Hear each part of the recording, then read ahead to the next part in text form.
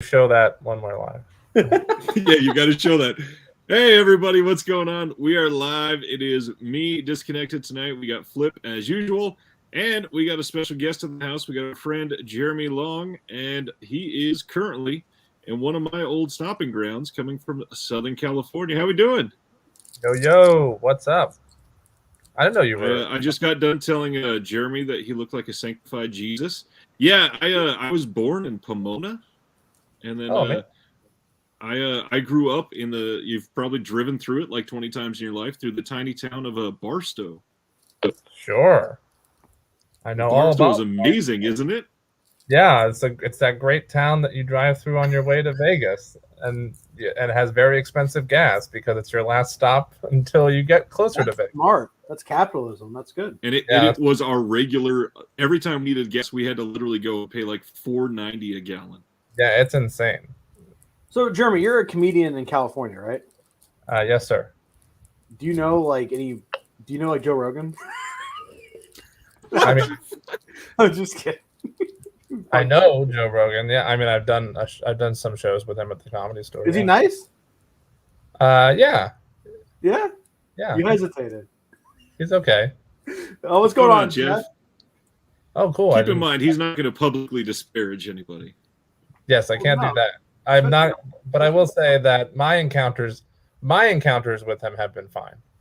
Who's your favorite celebrity comedian, quote unquote celebrity comedian to work with? Like, who's your personal favorite? That's like going right now. Sadly, my personal favorite just recently left us, and that would be Norm Macdonald. He was fucking great, dude. Yeah, he was one of the goats. He's a genius, and I've worked with and met him on several occasions, and he gave me great advice. He's one of the reasons I moved out to California. See, that's like always nice to hear when someone that you idolize is a nice dude. Mm-hmm. Because it's so easy to like meet a famous person and they just suck ass. Yeah. So, but that's good. Norm seems like a good guy. Yeah, and I love him. He was great. He was a unique person and definitely a little crazy, but he was a great guy. He has one of the most infectious styles of comedy, though. There's just something about his delivery that the moment he starts, you are hooked, and it's so hard to get away from it. His moth joke is great. Yeah, I mean, the moth joke. There's nobody that you can't mimic Norm's style. It's just Norm. And you're right. He does have this very particular delivery. I already watched a lot of Norm clips and things on YouTube and everywhere, just because he's great and he's my favorite and he's pretty much my biggest inspiration. But certainly after his passing, I was watching even more than previously. And there's one I stumbled upon that I couldn't believe that I had never watched before. And it's an older one because he's younger in it. And I forget what late night show. It was either Conan or Letterman, and I'm not sure which one. He was on both a lot. But it's like right after Thanksgiving he's on, and Conan or Letterman asks him what he did for the holidays and everything, and he's like, "Oh well, I went to visit the family up in Canada, and that was great. I'm Canadian, and it was good to see everybody. My Uncle Tom, though, he's losing his memory. He's losing his memory, Conan. He not dementia or Alzheimer's, nothing that serious, just getting old, losing his memory. So the doctor prescribed him this medication to help with his memory loss. And while I went to visit him, I said, Uncle Tom, what's the name of that memory medication that the doctor prescribed you? He's like, oh, geez, Norm, what is the name of that memory Oh, geez. What's the name of that flower? And Norm's like, gee, I don't know, Uncle Tom. You talking about a daffodil? No, not a daffodil, Norm. It's a flower that you give people. He's like, oh, gee, Uncle Tom, I don't know, a tulip? And he's like, no, Norm, not a tulip. It's a flower. What's the name of that flower? You give it to people. It's red. And Norm's like, oh, you're talking about a rose, Uncle Tom. He's like, that's it. Rose, what's the name of that memory medication that the which is like the best one of the best formed jokes of all time. So who do you like that's still alive? Probably my second favorite comic because he's just a genius is Bo Burnham after Norm. I do like Bo. So he's great, although you could hardly call his most recent special a comedy special. But that's kind of one of the things I love about him because he's It's just infectious, dude. Those songs just get replays by me all the time. yeah, he's great. And probably number 3 would be Brian Regan. Has always been one of my all-time favorites as well. He is so damn positive. Yeah, he just has this infectious Everything about him. Yeah, and I don't know. He's a riot. He's a riot. I like vulgar stuff, so I listen to a lot of Cumtown. I don't know if you've heard of Cumtown. I haven't actually. It's a podcast. It's got Stavros Halkias. He's a comedian based out of New York. Okay. Nick Mullins and Adam Friedland, and it's really vulgar, like really fucking vulgar, and it's the funniest shit I've ever heard in my life. I don't mind vulgarity, of course. My comedy is mostly clean for the most part, with a few exceptions. They have a bit where it's John Wick, but instead of John Wick, he's in blackface, and he's like, "Yeah, I'm thinking I'm black."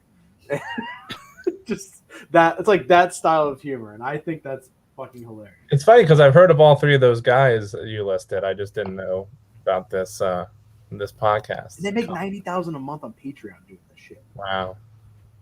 Yeah. It's fucking crazy. That's nuts. What's going on, Nerd of the 80s? How old are you, Jeremy? What? Say again? How old are you? 29. Hey, me too! Woo! I'm about to hit the dirty 30 in a couple. We have a boomer in our presence. So Jeremy. I know. Yeah. He's just staring down at us. Because I'm still old. Wait, Jeremy, are you tall or short? I'm tall. I'm 6'2". God damn it, dude! What the? Can we get some short kings up in this bitch, please? Well, I'll just say 6'2" is pretty average. You know what, Ryan?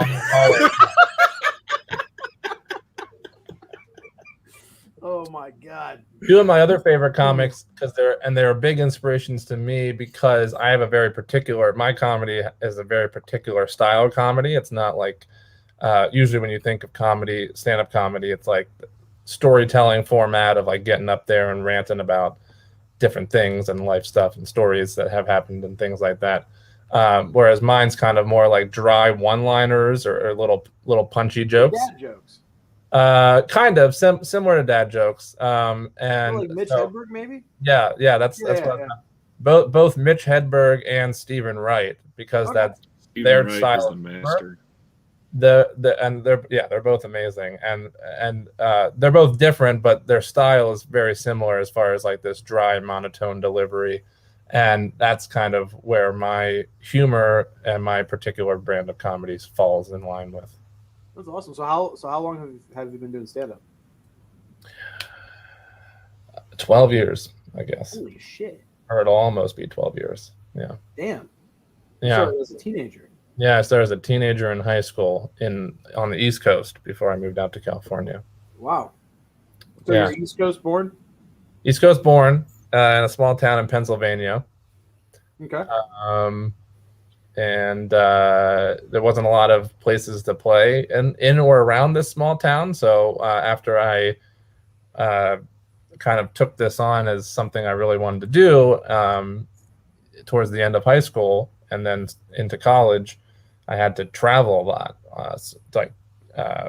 Other places in Pennsylvania, like Philadelphia, Pittsburgh, New York, New Jersey, Delaware, Maryland. I had to travel all the time to do shows. So that's one of the biggest reasons I moved out here right after college. Was I was like, I need to, my comedy career had escalated to a certain point where I'm like, I can't keep driving 4 hours just to do shows all the time. So I moved out here where you can throw a rock and hit 20 comedy clubs, and then 20 other places that pretend to be comedy clubs.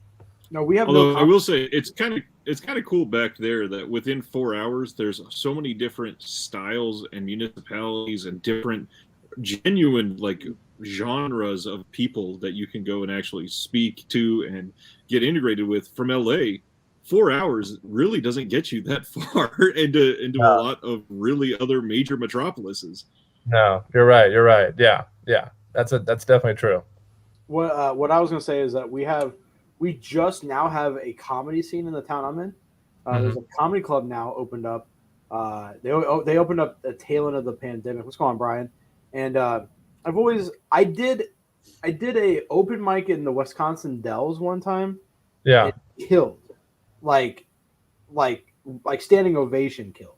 Nice. And I've never done it again. Standing. They were all still sitting. It just looked like they were standing. He was just drunk. They were standing up to leave, and he's like, "Thank you."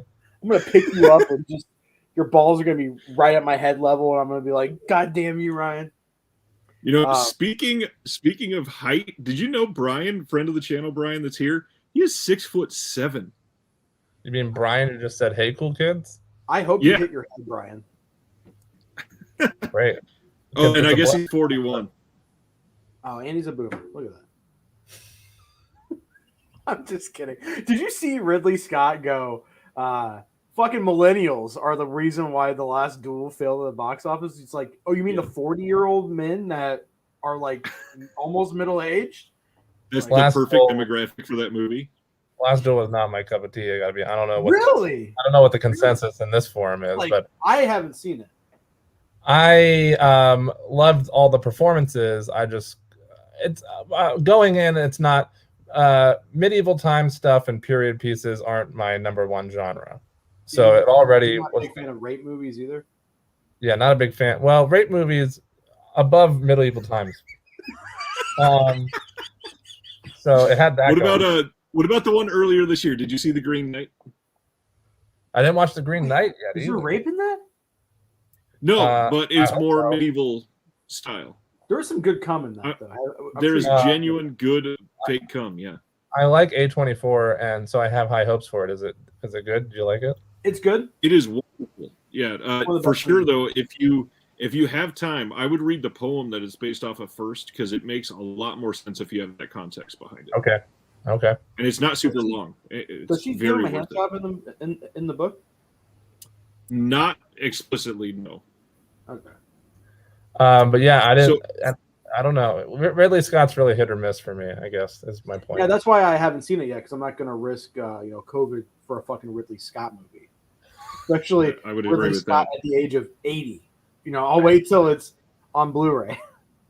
If this guy who just commented likes Green Knight and Pig, then I definitely got to watch Green Knight, because Pig was phenomenal. Pig was phenomenal. Yeah, Pig was. John Peters has one of the best taste of anybody that we hang out with.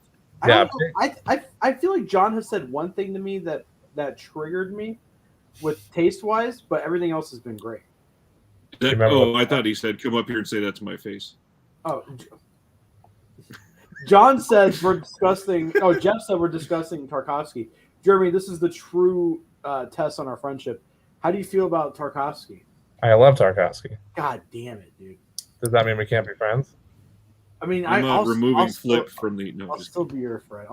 I'm not saying that he's flawless, but I've enjoyed. He's flawed. He's very flawed. I think every movie sucks. Really? Even Stalker? Oh, don't even, dude. Stalker is one of those. Oh no! But it's a group of three. There's that trigger he's talking about. 3 whiny ass bitches being like, "This sucks," and it's like it's supposed to be a sci-fi movie. It's not even fucking sci-fi. It's fucking boring. It sucks. It's one of the worst movies I've seen. It was made too. What was sci-fi during that era? Well, fucking, I mean, back then you have shoelaces and you're considered from the future. Like fuck the Soviet Union. All the movies they make suck. I'm assuming Ryan likes Tarkovsky, and that's the debate. No, I'm not a huge fan. I've not seen. Oh, so I'm the odd man out in this live? I believe I've only seen 2 from Tarkovsky. Okay. I will say, before Flip completely blows the blood vessel, can you tell us about this and your role behind this? Sure. Yeah. So aside from stand-up comedy, I'm also a writer for film and television, and it's funny because I went to college initially wanting to be an actor. I knew very early on that I needed to do something in the entertainment industry, not just comedy, but like I was an only child, and I was immersed in the television and world of film and television, and so I couldn't even imagine doing anything else. But like most young folk uh, who don't know anything about really the entertainment industry, all we see really when we're watching films is I like that one. Sorry, I don't mean to interrupt, but this is the best comment I've ever seen. A great comment. I saw it too. Oh, we're on multiple platforms, huh? We're on Twitch. Yeah. We're on Zoom. We're on 2 different YouTube channels and Twitch. Amazing. So we're all I think we automatically think entertainment industry actors, right? Because that's what we're seeing when we watch a movie. So my young brain thought, oh, I want to be an actor, not really knowing what went into that, or not even understanding that I have zero talent for it. And so I went to college, and after like the first semester or two of like theater classes and things like that, I was like, oh, I suck at this. I shouldn't pursue this at all. And then I was at a crossroads as to what I really wanted to do exactly, still wanting to be somewhere in the entertainment industry. And I just happened to have my next semester an intro to screenwriting course. And that's kind of when I fell in love with writing and realized, okay, this is really what I do. I mean, I kind of been doing it all along. I've already had been doing like short stories and obviously writing jokes for my comedy. And I was like, this is the creative nugget that I was missing that I actually am passionate about. So I changed my major to film, minor in English, and pursued writing. And so really I came out here to be a writer, not just stand up. In fact, really stand up at a certain point almost became like this side hustle. I see you with the knife. I play with it. I got the side hustle, because you hear the stories of like people coming up to you after a comedy show in Los Angeles or New York, and they're like, "Oh, I'm got this new pilot, and we really need a new writing staff." I mean, I've been out here 7 years. Right? Hasn't happened in 7 years. Maybe one day at one of my shows, somebody of some sort of power will be in the audience. So I still plug away, but really my main focus is to be a writer. So I do a lot of freelance writing on the side, and I got hired to write this film, Clickbait, which was unnamed at the time. It was from somebody who I had another film that I was shopping around that had kind of, and it had landed on this person's lap, and they liked my writing, and they had this idea for a movie. So they contacted me, and because my contact information was on the script, and said, I think your writing is great. I need somebody to write this idea. Can I hire you to write this film? And they pitched the idea, and it was basically very minimal amount of details. They really wanted it to be as low budget as possible so they could make it pretty cheap. So minimal characters, about a vlogger, with the intent being that a lot of it would be filmed like on a webcam, like those types of things. Of course, you've seen it, Ryan, so you know that that's not the case anymore, because it did end up getting some producers and a little bit more. It's still micro budget, but more of a budget, I think, than this person. How much was the budget? I have zero clue because I wasn't involved in the production whatsoever. Once I sold the script, I was hands off. But I wrote the script. I got paid to write the script. I turned it in, as I did on a regular as a freelance writer. And it wasn't until about maybe a year later that I got hit up by a husband-wife directing producing team, Michael J. Epstein and Sophia Casciola, great folks, who said, hey, Brandy was the girl who hired me, was shopping this around. It came across our desk. We want to fund this. We want to make this. And so I had to get together with them, go over some contracts, and discuss rewrites and things like that. And long story short, then they made it. And yeah, so to answer Flip's question, I wasn't involved in the production at all. I did put it in my contract that I wanted a cameo, so I have a cameo in it. So that was the only day that I was on set, was for my cameo.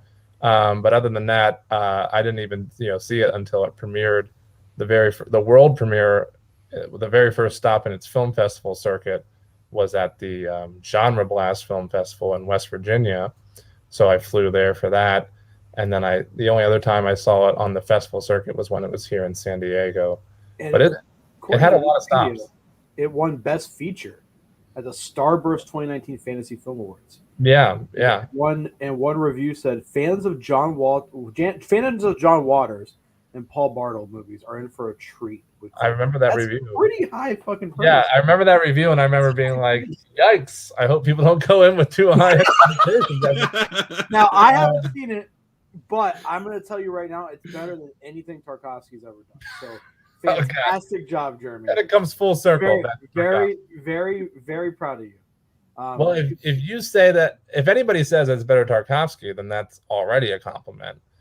And that guy that review comparing it to John Waters is very high compliment. That's really high, yeah. Because John's awesome. I got to be honest, I wouldn't personally say that, but I mean, typically, if you're the writer, you got to be a little modest. The artists do tend to. And to Liam with they aren't related to Jeffrey Epstein comment. Oh, somebody. Jeremy? Are they? That was me, Jeremy. I was just trying to let everybody know it is on Blu-ray from Horror Pack, and it's on DVD from Wild Eye. I've got both. They are streaming. I believe the Horror Pack one you got to look on eBay in secondhand, but the Wild Eye DVDs.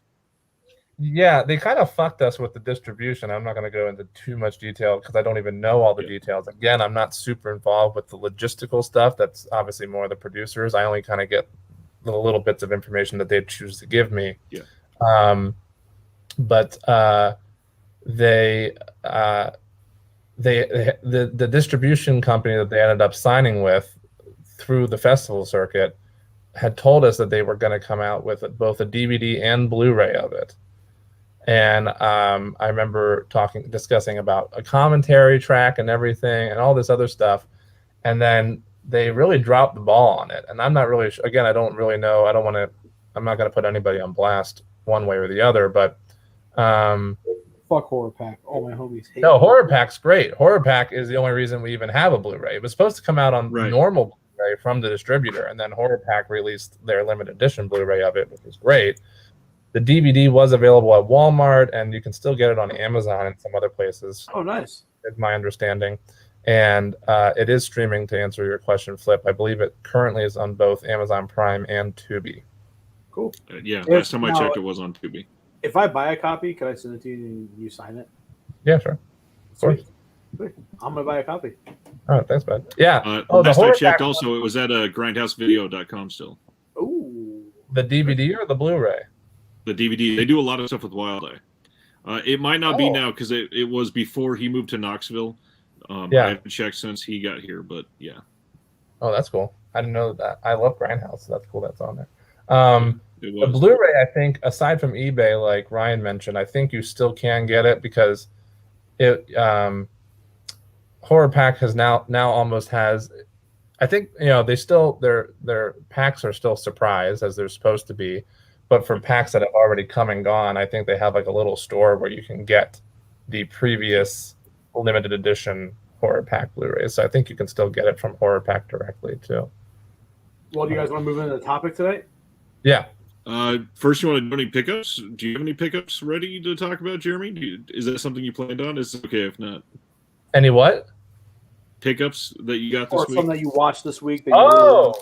Sure. Yeah. If you, you guys start. I was not planning. I didn't plan on that. But do you have any pickups, Flip?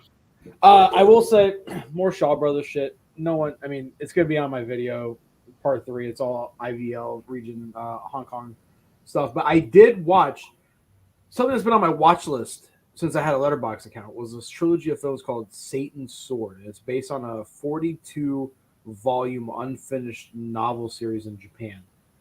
And it's the first 2 are directed by Kenji Mizumi, who did 4 out of the 6 Lone Wolf and Cub films. And then the third film is not directed by him, but it's been something I've been wanting to watch. Can't find DVDs, couldn't find bootleg streams of it.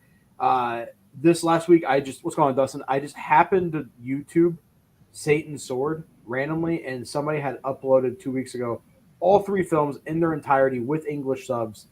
Watched them all, and fucking good stuff. I mean, it's early Kenji Mizumi, so I think his Lone Wolf and Cub and his Zatoichi stuff is like the high mark for him.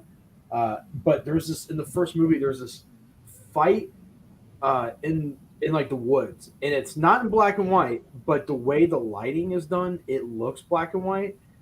It's really well done, just incredible. I watched that, and I finished Eureka's Cinematic Vengeance box set of Joseph Quo, which we're giving away next week. Mine should be here Saturday. It's shipped, so I mean, the second copy should be here Saturday. And I'm throwing in a couple update on the giveaway. I caved and bought Eureka's Great Silence. So in the box, you'll get a copy of Film Movements Great Silence as well. And you'll get a copy of Old Boy, because I have like 6 copies of that fucking movie. And you'll get a couple other surprises. So, but that will be next week. And the way I'm thinking about doing it, Ryan, I don't know how you feel about this. Everyone that's in the chat at a certain moment, we're gonna have them pick a number or something, and then we'll put them in a random generator, and then it'll randomize. But yeah, so that box set is my favorite release of the year. Why don't you have somebody in the comments try to guess your height, and then whoever guesses it on the nose wins. I think everyone knows it already. But yeah, it's the best box set of the year so far. It's 8 movies. 2 of them are absolute dog shit, just terrible movies. But the restorations on all 8 of them look incredible. And I like Joel's comment. None of what Flip is talking about sounds as breathtaking as Phantom of the Mall that I just bought and watched. Nothing that I talk about. I'm gonna be honest. Phantom of the Mall is a lot of fun. I'm excited. I've never seen it, believe it or not. I pre-ordered it on Amazon before it was taken down. Thank goodness. You best believe it. I've never seen it. I think got one of Jeremy's buddies, Mr. Pauly Shore, in it. Pauly's in it. Wait, you're friends with Pauly Shore? Mm-hmm. Have you seen that show he did with Big Ed? That's just so fucking funny. No. Big Ed, the guy from 90 Day Fiance, the dude with no neck. Oh my God, no! Pauly Shore did a series with him, and it's just him making fun of how fat he is the entire time. Oh, God. It's fucking great. It's great, and Ed's like, "That's not very nice." He's like, "Yeah, but you're a big guy." It's just so fucking good. Jeff is guessing your height here. It's shorter from them. You know what, Jeff? Fuck you. All right. God, man. Let's see. Jeff also got Henry Portrait of a Serial Killer. Great movie. John this week watched Beats that just came out from one of the Vinegar Syndrome partner labels. Ticks on 4K. Wonderful release. And Night Has 1,000 Desires. A lot of people are ramping up for that Vinegar Syndrome sale this week. Right. I have one question about the Vinegar Syndrome sale. They're doing a Rudy Ray Moore box set. They are releasing the guess right now is that they're releasing a catalog box to hold the 4 Rudy Ray Moore movies that they've put out. Now you'll have a choice. You can buy just the box, or you can buy the box and all 4 of the movies. I'm really glad I held out because I almost bought all of them. Well, they're going to be discounted just like they would have been on sale anyways. So I'm excited because I heard that one of the secret things is not going to be a horror movie. They hinted at an action. It's a trilogy of action movies. Did you see that? One of the VSAs, yeah. None of the VSAs are ever really horror specific. Most of the VSAs have been action. Right. There's only been 2 or 2. No, I'm thinking of VSU. Never mind. I'm thinking of VSU. Yeah. Okay. So VSA, we are up to like 16. Whatever It Takes was the last one, right? And that's definitely more of an action. Now, is there any hints at what that trilogy is? A lot of people are guessing that it's going to be something from Cynthia Rothrock. She did hint that she was involved in another release coming out soon. She's been doing around. So there are some speculations that it's one of those. Ooh, that's awesome. Trilogy of films. I'm going to go through my stuff real quick since I seem to be one of the only ones that was going to show. Mine is very flip heavy, like I said. So this is Revenge of the Shogun Woman in 3D. Did you get that on Kickstarter? No, I got this from Kino specifically after you mentioned that it was going to be great. And then I shared with you that this was available at Orbit, so I had to get Yakuza Princess in 4K. And then in one of the online raffles that I always seem to win, one every like 2 weeks, I just got this really interesting DVD lot of Tartan Asian Extreme DVDs. I see a couple. I got the Hillside Strangler, I got Cello, I got Silk, The Booth, and Bad Blood. Is that the Hillside Strangler with C. Thomas Howell? Yes, it is. Oh my God, I remember watching. Yeah, I remember that one. I remember getting that. Gotta love the pictures on the back too. Whatever year that came out, I got it at the local video store in my small town. This is 2004. Nerd, message me on Twitter a link to what you're talking about because I have been looking. I do want to say Revenge of the Shogun Women, which is also known as 14 Nuns, I think. It's by 3D Film Archive, and they have been just killing it this year. They did Dynasty 13 Nuns. So they did Dynasty this year, which by itself is a good film. Even if you watch it without 3D, it's a good movie. This movie is more enjoyable with the 3D gimmick, in my opinion. It's not as enjoyable as a standalone, but it's just a fucking great release. I backed it on Kickstarter. It's still the Kino edition. I think Kino I think 3D Film Archive pays for everything, and Kino just distributes it. Yep. Guys, get it, because Dynasty, I don't know if I'm just an idiot. I couldn't find it for a while, and then Ryan found it right away. Comes with a pair of 3D glasses. Just get both of them. Just do the double feature. It's anamorphic 3D. Your eyes do need a second to adjust, but it works just on a normal Blu-ray player, normal TV. You don't even have to have it's the red-blue glasses. It looks great.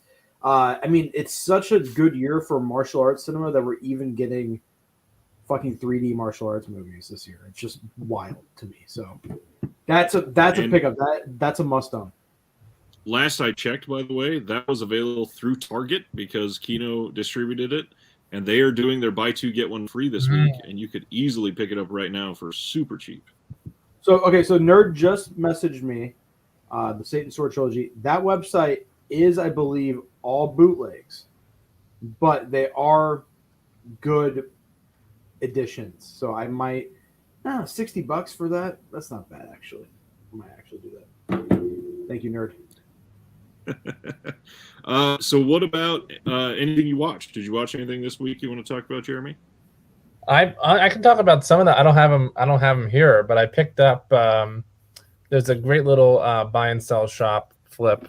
Ryan knows all about it because I bother him. I pester him with like questions and pictures of things I'm thinking about getting every time I go there, and I go every week. I go multiple times a week. Everybody who works there knows me by name, and then I just like barge in like I own the place. It's called CD Trader. It's great. Anybody who's watching in SoCal should definitely go if you don't know about it already. I picked up only 2 this week because from them. I usually get a whole fucking stack, but much like we already discussed, I'm one of those people holding out for the Vinegar Syndrome sale, and I'm gonna throw $1,000 bajillion at them. So I only got 2. I got Harvey, classic. And then I got this other one. It's called. Look at that. His head is almost as tall as the fucking door.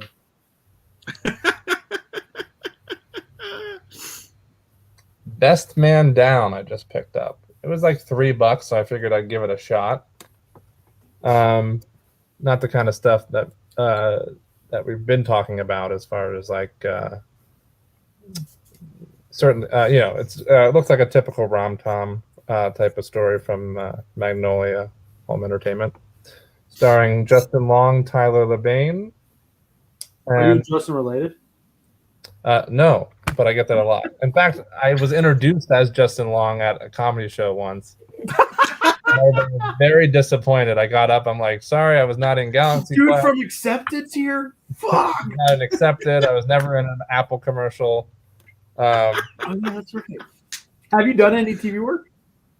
I've done some TV work, yeah. He says casually. Here's Harvey. I picked up Harvey too. It's a classic. Now, what's your like go-to genre? Because like on this show, Ryan is the Asian film expert, and I'm all about horror movies. Yeah, it's actually flip-flopped. But what's your bread and butter? So my particular bread and butter, horror is up there. It's probably like number 2.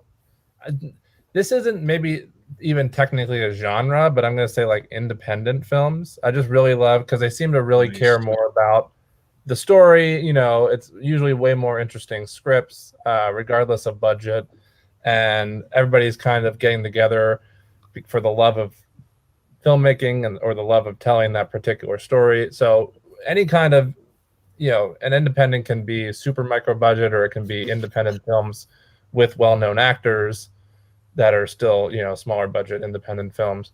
But so independent, not even really being an actual genre, is probably my go-to. Immediately followed by horror. Cool. So basically, an independent horror movie is a wet dream for Jeremy. Yeah. And then, which is probably why I love Vinegar Syndrome so much, because it's just a bunch of micro budget horror. Some of it's crap, some of it's great. No, the partner labels fit right into that perfectly. Oh yeah, for sure. I actually love most of the times I love the partner labels more.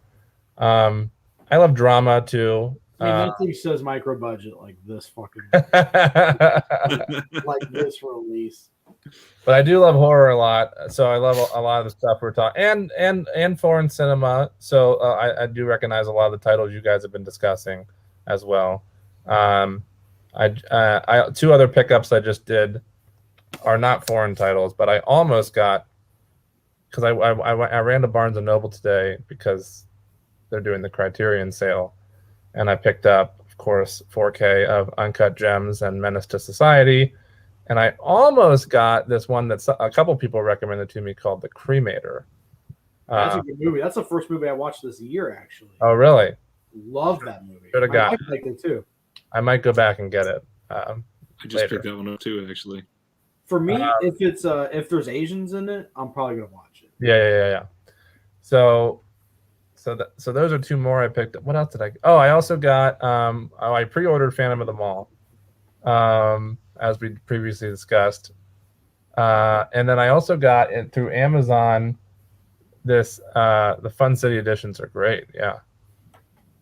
I would say if you like Fun City and Altered Innocence, really pay attention to Utopia as well. Utopia has put out some fucking incredible films. Who put out Deadlock? Because that is Subculture. That impressed me a lot by the 4K. Subculture is a German-only label, and they've only released that film through Vinegar Syndrome. Nothing else has come out yet, so I'm hoping that they do something else. Yeah, I thought it was the only one. I didn't remember seeing any other. I really like. I don't know what's going on. A little bit, and there's a full big pee in that movie, but it's good. I think the only other one I picked up. Go ahead. All I was going to say is if you want Deadlock, it is still going to be available for the sale on Friday. And there's only like 450 left, and it is a limited title. So when the slip goes out, it is not going to be sold anymore. And it's going to go fast. Too. I think it's going to go fast. I think Ryan liked it less than I did.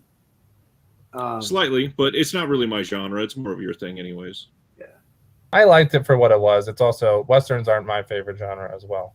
I love Westerns. Westerns. I think Deadlock it falls through the same thing that a lot of Westerns do for me. Is the first and third acts were great, but I could have just completely forgot the second act. It was pointless. Yeah. I think the only other one I picked up this week was The Souvenir on Blu-ray, which I don't know if nice. Because I had rewatched it. I realized I didn't own it, and I rewatched it because part 2 just came out in theaters like a couple weeks ago, like maybe 2 or 3 weeks ago, and I was going to see it, and I wanted to refresher part 1, realized I didn't own it, so I had watched it illegally, but then as I tend to, if I ever watch anything illegally, I usually purchase it anyways and give them my and it's an amazing movie, and part 2 was also amazing, so I now have part 1 on Blu-ray, and that came I think this week. from Amazon. Am I So remembering right? Is that an A24 also? yeah, that's also A24. That's what I Yeah. thought. And part 2 was brilliant. It's great. It's a perfect companion piece. There's a comment on Deadlock. It's like an acid western, truly unique. I'd love to double bill it with El Topo. Yeah, that's checks That out is a perfectly. double bill. That's a good double bill. And it is a unique Western, which is probably why I enjoyed it, because typical Westerns, I just almost can't even. I appreciate the Western genre. It's just not my cup of tea to watch. Agreed.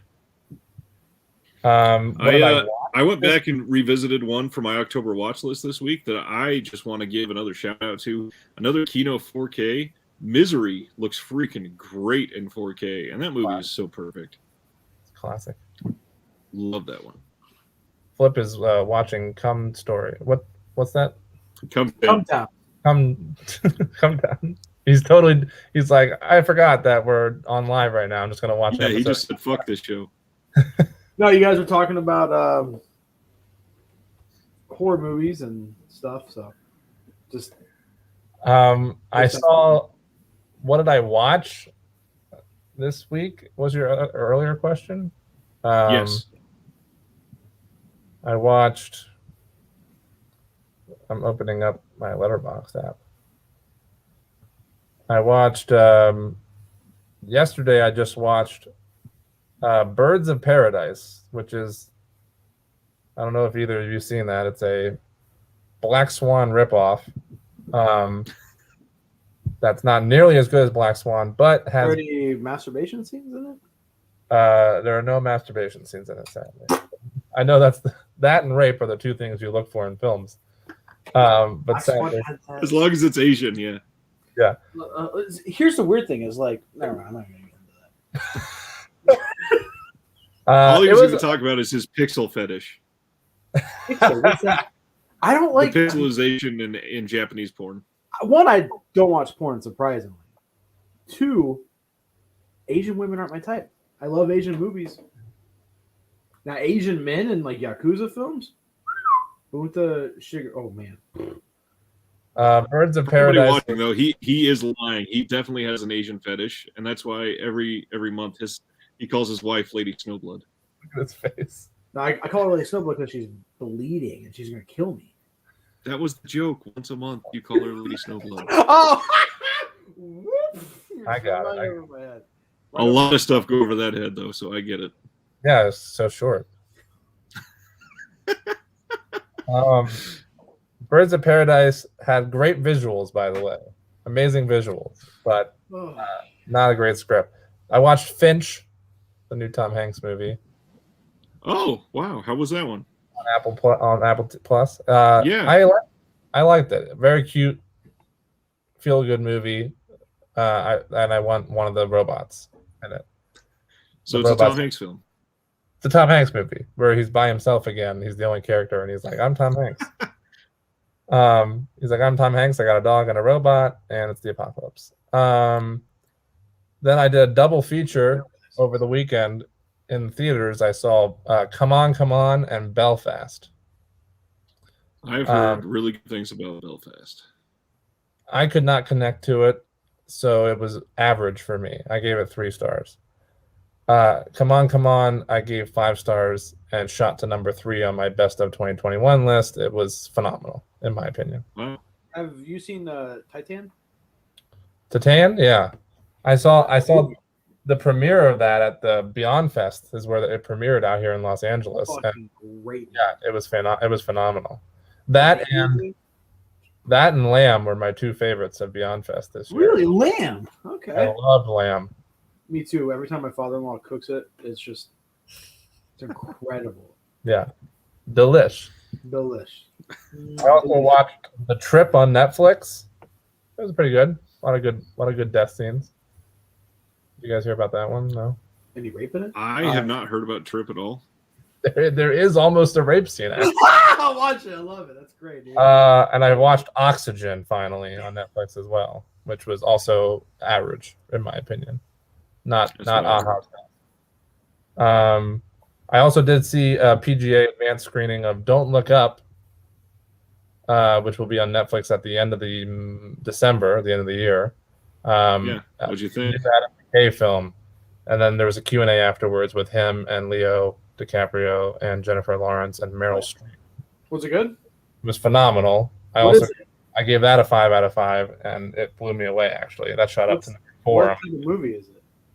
It's a comedy. Mostly, it's a comedy social satire. It's really commenting heavily on our current times, both with with climate crisis and also just a lot of other issues we're dealing with. But it doesn't. A lot of misinformation. It doesn't.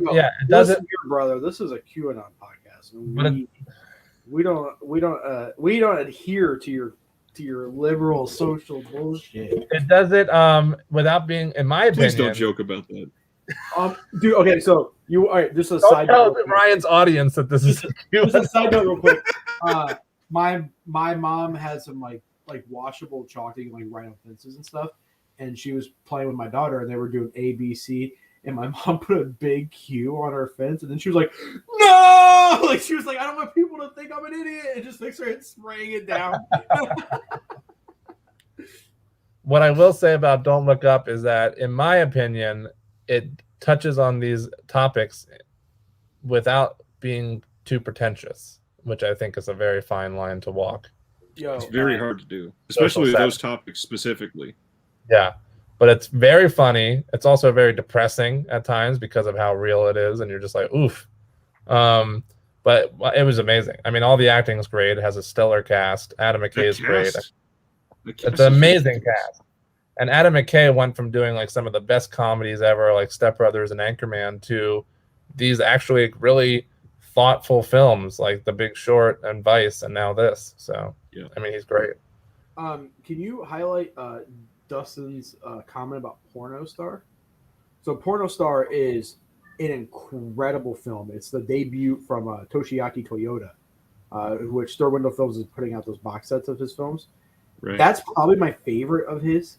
It's got a standalone release, so if you don't want to spend the full, like, what is it, like $60 for a box set, guys, hunt down Porno Star. It does have, I think, the craziest stabbing scene. It's also it's got some humor to it too, but it's just an ultra violent, like, critique on the lost generation in Japan, like the people who are just getting up, going to work, going home, sleep, get up, go to work. So, fucking great movie.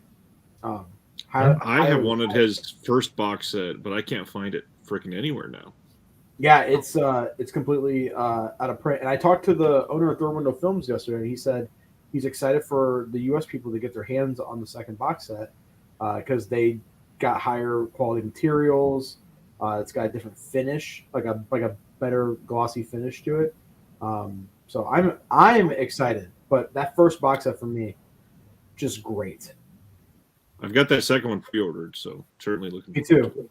I pre-ordered a Terracotta, but they're probably going to wait till all the shit I pre-ordered ships at once. Yep. But let's get into the topic because we're already almost at an hour, and we haven't even touched. I got my picks. Adaptation. I got my picks. 13. How many did you pick, Jeremy? No, I thought we agreed on 5. We did.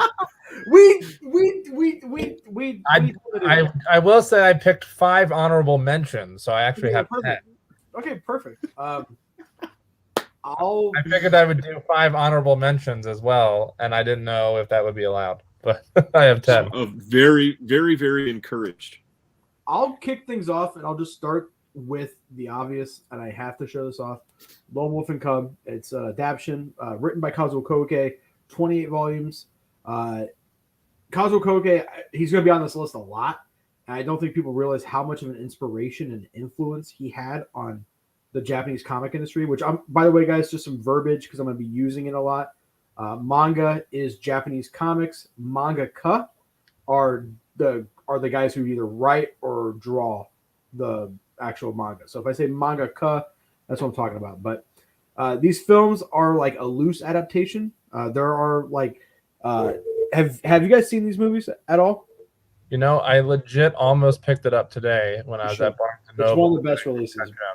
But there's a character who has pistols. I think he appears in movie 3 or 4. He appears later in the series. He actually appears in volume 1 of the manga. So, like, it's a little like they take like different storylines and try to piece together. There is a TV show adaptation that's more faithful. But yeah, I just want to get that one out of the way. I think that's my favorite manga adaptation. I do have two honorable mentions. Guyver with Mark Hamill is based on a manga, and then Lady Snowblood, which I forgot to grab, Snowblood's great. Yeah, is based on a manga, 4-volume manga written by Kazuo Koike again. So those are the two honorable mentions, and that's the first one I want to talk about, because the other ones. I almost got Lone Wolf Cub so many times during the Criterion. Dude, seriously, I've been trying to get Ryan to watch these fucking movies for almost a year now. It's my favorite film series of all time.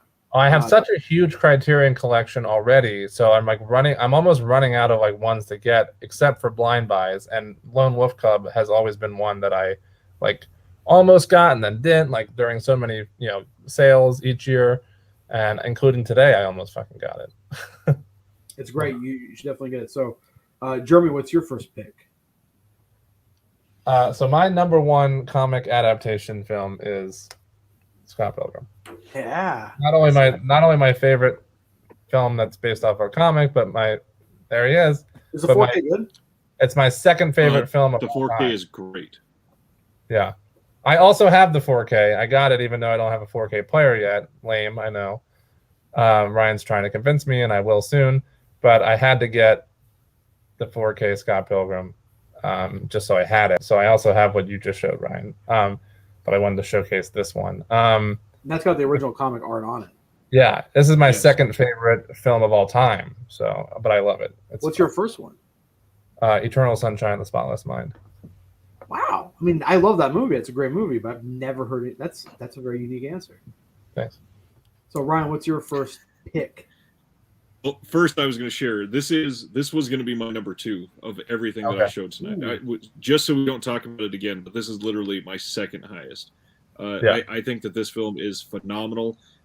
I don't think there is any movie that comes even remotely close to doing comic book the way that this does, except for maybe my number 1, which I think might do it better. But this is incredible. So Scott Pilgrim is amazing. I'm going to show off just one of my honorable mentions then, which is a good place to start. And I had to mention at least one.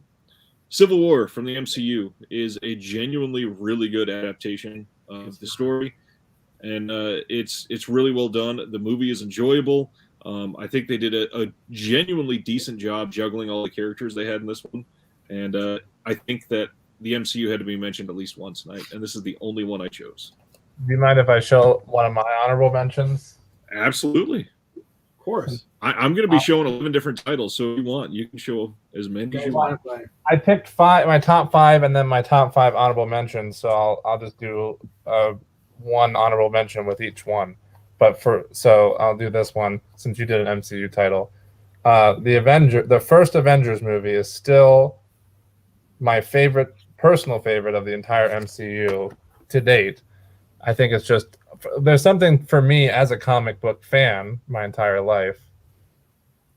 What do you say? What was that one about Scott Pilgrim? Oh, so much. I've watched Scott Pilgrim so many times I've lost count. And then as a Toronto boy, appreciate the Pilgrim love. Toronto's not like that anymore. Anytime. And the video game is fun too. The video game is fun too. Anytime Scott Pilgrim is showing here in Los Angeles, which is a lot, I've seen it. I've seen like cemetery screenings, drive-in, all kinds of it. I love it. The first time I saw it was, I think, a week after it came out, and my cousin was like, "Hey, I'm going on a date with this girl. Will you come with us?" And I was like, "What?" All right. So I remember like just sitting there watching this movie about being in a relationship, and here's my cousin trying to score next to me, and I was just like, "No, I'll never forget that." And I had to. Oh, that's why he asked me to drive. I forgot he was too young to drive. So I was. That's why. 14. I was 16. He was like, "Hey, will you drive me to go see?" I remember in the small town I lived in Pennsylvania, which was next to Hershey, Pennsylvania. Everybody knows Hershey. It's where the chocolate factory used to be before they outsourced it to China. China. I am into both anime and manga. More anime. I haven't read a lot of manga. As I haven't read as much manga as I have regular comics. I read a lot of manga.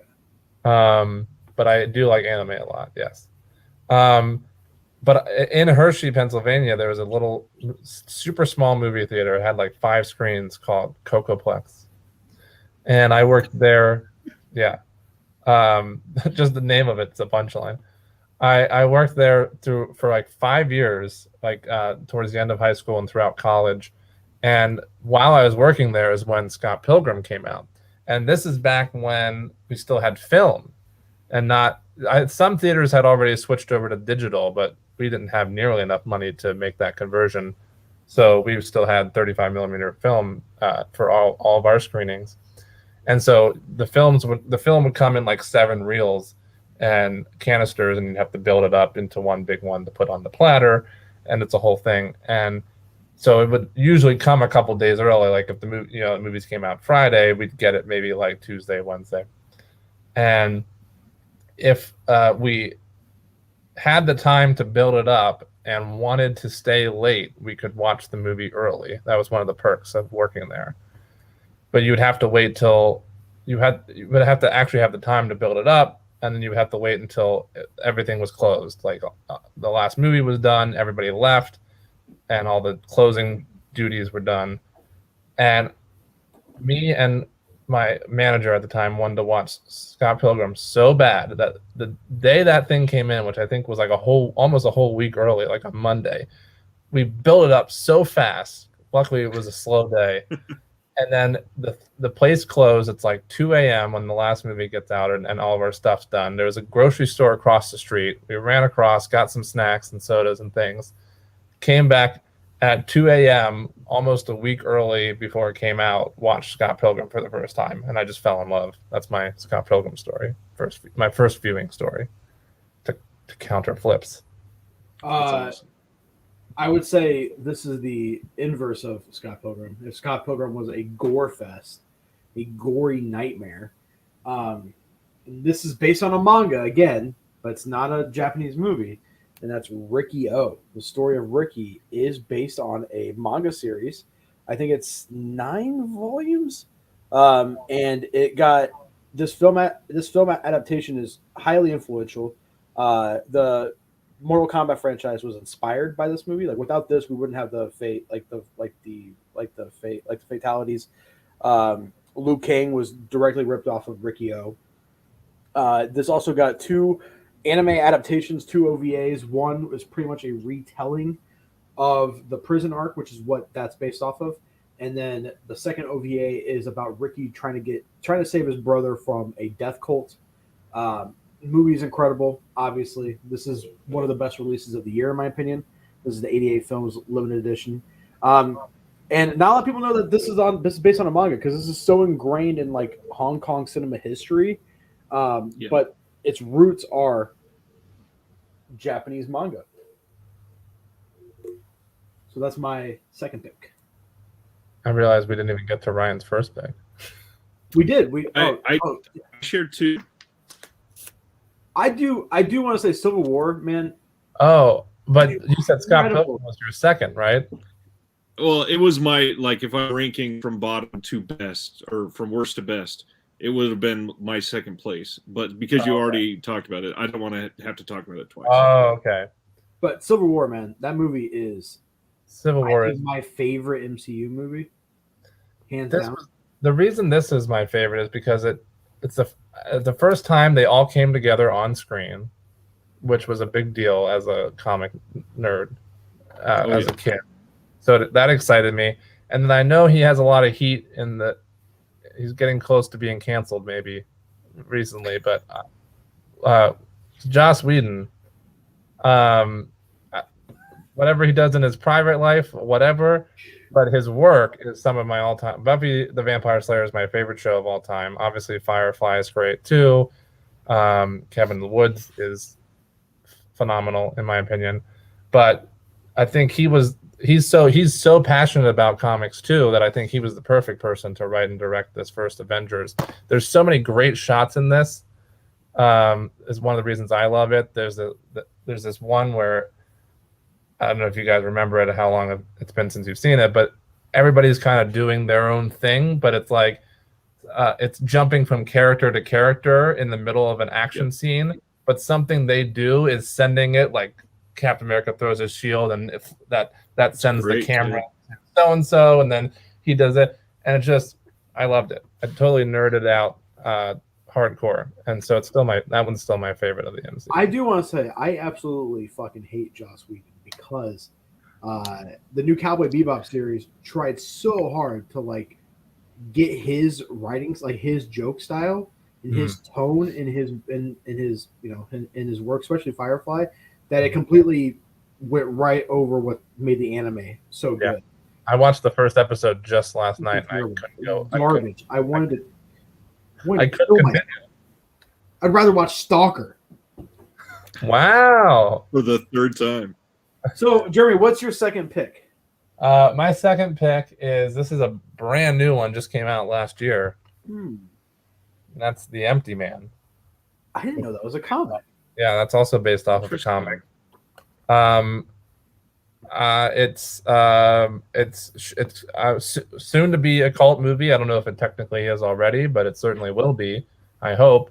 I was one of the few people who saw it in theaters when it was in for a day.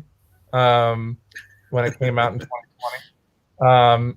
Theaters here in Los Angeles had like just reopened, and they were only open for like a month until they got shut down again. And this was one of the ones I saw, and the marketing for it is so terrible because it makes it out to be like a Slender Man type of movie, some kind of like teeny bopper PG-13 horror, and it's not at all. It's phenomenal. It's world building, psychological, and it's great. I loved it. It's not without it's a few minor flaws, but I thoroughly enjoyed it. And I think maybe one of the biggest reasons it's my number 2 spot is because I'm trying to champion it a bit, because not enough people did see it or even knows it exists. And I want to get the word out there that it's phenomenal. Well, where's that blue from? I can't find it. Oh, this is actually from you guys. I'm sure you guys had to have heard of Stinky Tuna. Yes. Oh, yeah, got it. That's Stinky Tuna. Yeah, which that is the makes only way sense. you All right. can get it. It's the only way you can get a physical version of it, except for Redbox. Wait, what? They never released a DVD or Blu-ray. They never released a DVD or Blu-ray officially of Empty Man. You can get a DVD version of it at the Redbox, but you can't buy it. Well, I mean, yes, you can. You can buy it from the Redbox. You can buy it at Redbox. Which I did do. I bought the Redbox version before I got that. Tuna is also what I call my farts. So, yeah. Which my daughter did tell me today that I was the best farter in her family. Oh, and then my second honorable mention is going to be, well, it's in this set, but it would be Old Boy. Okay, should we just all talk about this now, Ryan? Because that was one of my picks too. I have the box set, and then I have the 4K as well. So I'm glad we all can agree on that one. Yeah, Old Boy is one of the best movies ever. Like, yeah. Legitimately. And have you guys read the manga? I have not. Like basic through line, but drastically different. The manga is 9 volumes, so they obviously had to cut a lot of content out to make a movie. I used to own the manga. It's now severely out of print by Dark Horse. Like a lot of Dark Horse manga. Yeah, I love them too, but they need to keep their shit in print. Old Boy is just such a phenomenal movie that if you guys do get a chance, maybe like find some scans or something and read the manga, because it's a good read.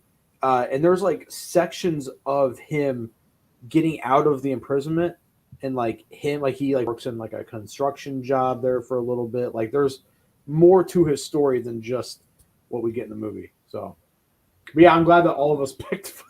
All of us were like, "Hey, here's multiple editions of Old Boy." I gotta be honest though, I really love the 2004 version. Wait, that's the original. That's the original. God damn it. Is it? I meant no. Then the joke's ruined. The joke was to say no. That's it. You should have went with that because that's a good joke. Because when you say I love the blank version, my brain instantly said you like the Josh Brolin one. Yeah. When I thought about it, I was like, oh wait, that's the year it came out. I just wanted to see your face. Triggered. I said the wrong I date. love that we all had different versions of it too. Yes. Yeah. Wait, you had So- the clear case. Was that the standard? Is that the standard? Well, this was. You pulled. Okay. It's okay. this box set. Okay. I wanted to get that elevator one that you have, but it's expensive. It is. Well, and Don't it sold have out before it even came out. Did it Yeah. really? It sold out on pre-order. So instead, I have this. Instead, I have this one, which I do like the cover on this. Where the fuck is it? I do too. like the cover on that a lot more. But it's like it's like so weird that the other two are like original works, and that the biggest one, which I don't think Old Boy is the best of the trilogy, but the biggest one is based on a manga. Yeah. That is interesting. So right. I did want to highlight this. Winter Soldier is still my favorite MCU. That's from Dustin, and then Nerd of the 80s agrees. I will say I think Winter Soldier is honestly still my favorite MCU film, primarily because they keep it so small. I'm so tired of comic book movies in the MCU, and I'm not even going to talk about DCEU, but in the MCU, everything, at the end of every movie, it has to be the world is ending unless somebody saves it. And Winter Soldier is so perfect for keeping it sort of contained. I like that, yeah. I'm just tired. Like, so my next one, I feel like you nailed why I'm sick of comic book movies. Is because it's everything is the world's ending. Like even fucking it's Zack too Snyder. high stakes. Yeah, it's annoying. I get that. My next one, before I dive into it, I did want to mention one that's not a movie, and say that my favorite series of all time, comic book wise, I adore the Walking Dead comic. I think it's one of the best, most fleshed out comics of all time. The first season of The Walking Dead is pretty dang on point with what they actually went with on the tone, and then they fired Frank Darabont. But the show is not. It wasn't terrible for the entire run. It was terrible for a lot of it, but the comics themselves, incredible. Wanted to bring that up. Also, just realized I never grabbed another one that I wanted to talk about tonight, so I should have had 12. I adore V for Vendetta. I think that movie is incredible, super well acted, really good from what I have. I never read the entire comic book, but from what I remember of it, it was pretty damn faithful too. Do you want a copy? The one I have 3 copies. If you have it, yeah, hell yeah. Yeah. Merry Christmas. My actual next one, which was still a runner-up and technically not one of my top 5, I had to have at least one horror series. So that's 30 Days of Night. I think this is really well done and really, really a great adaptation. This movie is super unique, and one of the big things, I adore any horror movies that brings it to a cold or snowy setting, and this is something that does really well with a lot of that. 30 Days of Night is super well acted, unique, brought something back to vampires that we didn't have for a while, and it was just fun. Not a lot of people talk about that nowadays. We still don't have definitely. Vampires. Twilight. I think that's ID. I think IDW published the 30 Days of Night book. I think so. Yeah. My next pick is a super unknown movie. This is going to look like a bootleg, but it's official. This is from Anamigo, another Kazuo Koike joint. This was a 2-volume series, and that's Demon Spies. This is the fucking trippiest thing I've ever seen in my entire life. It's about a group of ninja demons. So these things right here, they call themselves demons. They're actually just humans. They train a group of Ronin their ways, and then once the training is complete, the elders all kill themselves, and that's how they keep their world a secret. So like they pass on the traditions and the fighting styles, and then they kill themselves. Really weird movie. It's like half training arc movie, half just a bloodbath. It's super cool. One of the most unique movies I've ever seen. And yeah, it's definitely I got this. It's like a really thin case, but it's official. Yeah, warning: contains bloody violence, strong language, and sexual content. So, hopefully, there's a rape scene. Here's the problem, and my wife has made a comment on this. Every Chambara film that's even remotely like a little violent not like a classy Jidaigeki like Seven Samurai or Bloody Spirit Mount Fuji. Any Chambara film like Lone Wolf and Cub, there is sexual assault in those movies like every time, and it's very uncomfortable. But it's just a thing of that style of movie, and it's usually just one and done. This one, I don't think there's a sexual assault. I just think some of the ninjas just have their boobs out. So, As they should. yeah, I mean, have you seen Duel to the Death? I have not. So these ninjas are fighting these monks, and one of the ways that they defeat the monks is they just that right there. There's a scene where they're fighting the monks, and the monks are winning, and monks can't avert their eyes. They can't look at a woman like that. So one of the ninjas is a woman. She's just like, "Here's my titties," and then the monk's like, "Oh shit!" and then he dies because he couldn't look at the. Oh, that sounds amazing. It's a good movie, and then they all morph into one giant ninja. So. It does sound amazing. Yeah, check that out. It's a great movie, dude. Like, for real, it's incredible. My next pick, I wanted to make note because it seems like we might be going in different orders. I'm going in order of best, number 1 and number 5. You're good. Okay, so this is number 3, and it is Ghost World. Nice. That's a comic? Wait, yeah, Daniel Klaus, who wrote. He did. He wrote the film adaptation with Terry. And that has a Criterion too. Yeah. What is the spy number on that? 872. So kind of relatively recent. Yeah, a couple years ago, I think. Like 5 years. I think Lone Wolf came out 5 years ago. And that's 841. So. But anyways, there's nothing like this movie.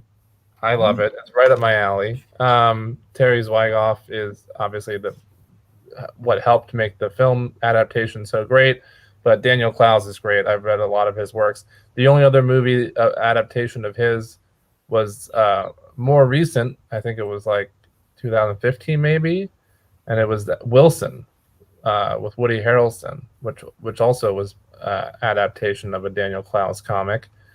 Not as good of a film as Ghost World. It's still good. But I actually just picked up Ghost World myself. Like, did you really? Ago, so wow. Yeah. I didn't even know that had a Criterion. That's awesome. Yeah. I didn't even know that's a comic book adaptation. That's even wilder. It's got a really good cast too. Great cast. And anything. I think probably the reason I initially watched it a long time ago, when I was much, much younger, before even knowing it was a comic as well, was because of Steve Buscemi. I'll watch anything with Steve Buscemi. That checked out, yeah. Yeah. And then third place runner-up would be this is a double feature, but The Mask, which is also based on. Nice. Had to throw a flat-out comedy in there. So, well, it's got Absolutely. but yeah, one of the best Jim Carrey movies probably after Eternal Sunshine and Dumb and Dumber. And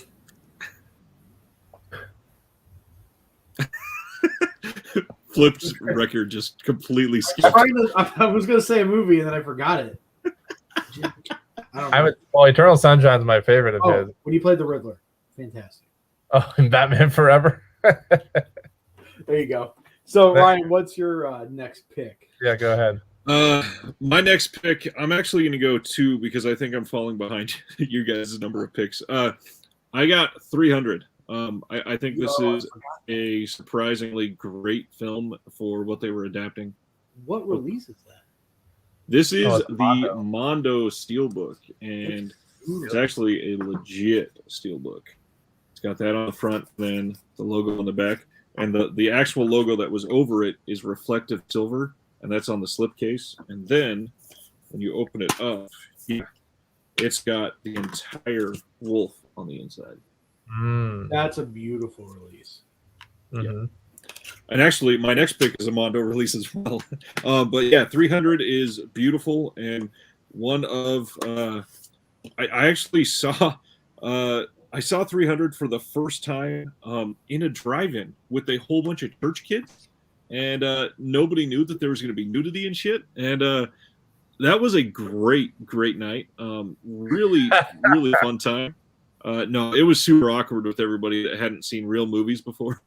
Were you in the church group, or were you just there and there was a church group? No, I was in the church group for sure. Okay. But I was one of the ones that had been grown up on movies, and the rest of them like had never heard grown-ups cuss. So you were cultured. It was kind of. Awesome. 300 is great, and one of those ones, the 4K looks really good, and this is the type of thing that Zack Snyder should focus on. Yes. A lot of the other stuff, like he has an obvious style that can be very successful, but we don't need like Sucker Punch. We need good. No, I need Sucker Punch. I actually like Sucker Punch too. Yeah, me too. Thank you, come Jeremy! on. Yes, I really like Sucker Punch. I love Sucker Punch, dude. How do we end the stream? What is the button? Sports lads, what is your profession? You don't need to end the stream. Just kick off Jeremy. No, we can have to kick me off too. These are all technically also still honorable mentions for me, so I'm going to do one more honorable before we keep going. Okay. I love this one, Dread. This is a great movie. So much fun. Glad they did this one in 4K. I was worried they weren't going to. Also, whatever happened, they were supposed to be doing a TV series, and I think Urban's going to be like too old and not really able to be a part of it here pretty soon. As long as he gets some fucking Botox and keep that chin looking fucking chiseled. He's too busy doing The Boys now.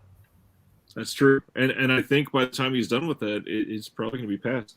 But this Mondo release is beautiful. No, is Mondo Region A?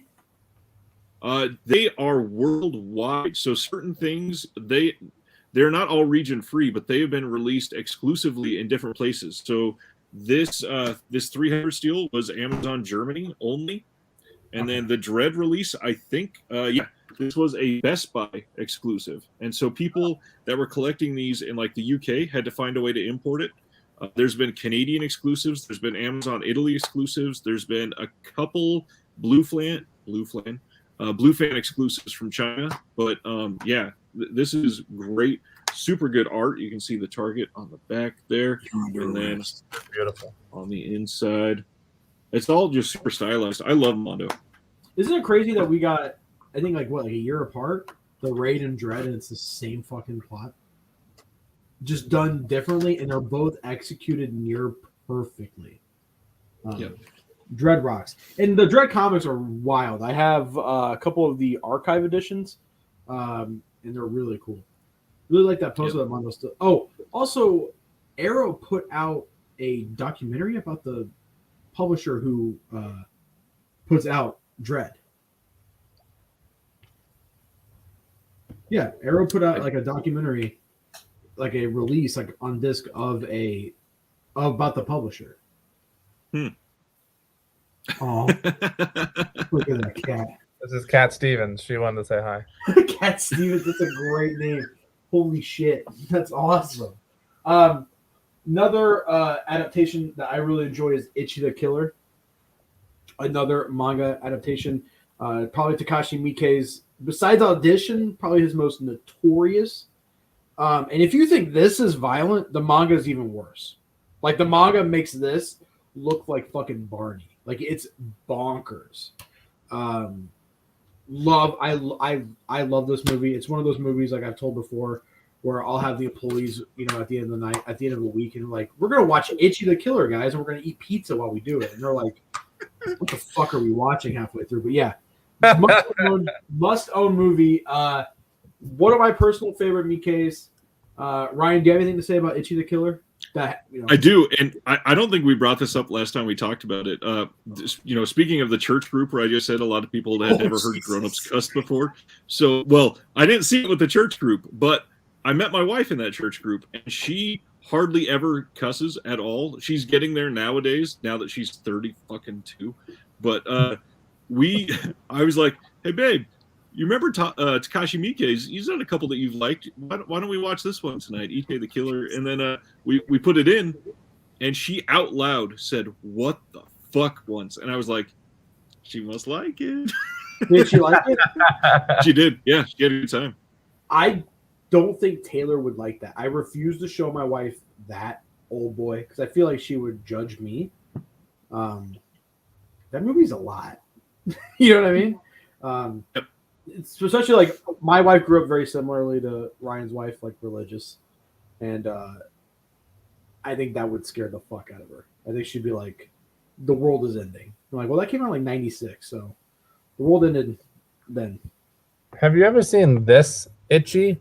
So that's not Itchy the Killer. That is a reimagining of Zatoichi if that character was a woman. Because Very good. Is it good? I almost picked it up the other day at that. You should, because that goes out of print randomly. So Yeah. it was out of print for like maybe a year, and it went up to like almost $200 for the fucking Blu-ray. I think it's still close to that price, but this was at a buy and sell. The one I was talking about earlier, CD trader that's near me. How much is it there? $8. Go and get that. Even if you don't like it, go and buy that movie. Yeah, that's called investing in crypto, but it's Blu-ray. I knew it wasn't the same as the Itchy the Killer you were talking about, but I was just curious because it popped into my head as soon as you brought it up, and I thought of all people you would know, or you'd be able to recommend or not recommend it. Finally, my useless knowledge came of use. I'll rush back and get that and whatever the other one I was talking to Ryan about the other day that I should have gotten and didn't. Yeah, definitely. What's your next pick there, Jeremy Long? Number 4 for me is we were talking about Marvel or any superhero movie without the high stakes, and this in my opinion is the definition of that, and that's Logan. I was so ready to pick it up the moment you said that. I just thought it was such a fucking beautiful movie, beautiful story, unlike any other superhero movie, and the only one, to my knowledge, that was nominated for an Oscar for Best Original Screenplay or Best Adapted Screenplay that year. Yeah. Oh, wow. I didn't know that.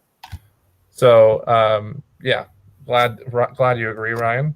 So that's number 4, and then my number 4 honorable mention is I love this movie to death ever since it first came out, and that's Red. I actually really like Red. Based on DC comic. Yep. Great cast, great everything. I think it's wonderful. Yep. It's fun. It's just a fun watch. Really funny. I do want to say Logan. If you guys have never read Old Man Logan, it is drastically different. Yeah. From the movie, like there's dinosaurs, like infected by venom. The Hulk's family are all inbred. And it's a wild comic. And then the spinoff series Old Man Logan is really good.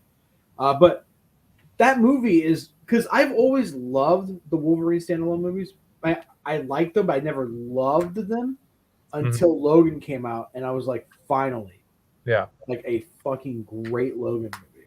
Yeah, it's really well done. It really was. What about you there? Can I just say too? I'm stoked that they actually released this properly. This has 4 discs in it, and this has the 4K on the regular version and the 4K for Logan Noir, and then the Blu-ray. So it had all the special features. Logan Noir is in 4K. I was just about to brag that mine has Logan Noir. I didn't know that I didn't know the 4K release had Logan Noir. Sick. It is a stacked, and that doesn't really happen from studios. That is incredible. Is that just the normal release, Ryan? No, I don't think so. I think the normal release did not include the Logan Noir. I think it's still available, but somehow I think this was mispriced because it was people thought it was the normal one. So I think I got this for $10, and I do believe this is out of print now. Yeah. I have this cool flip book though.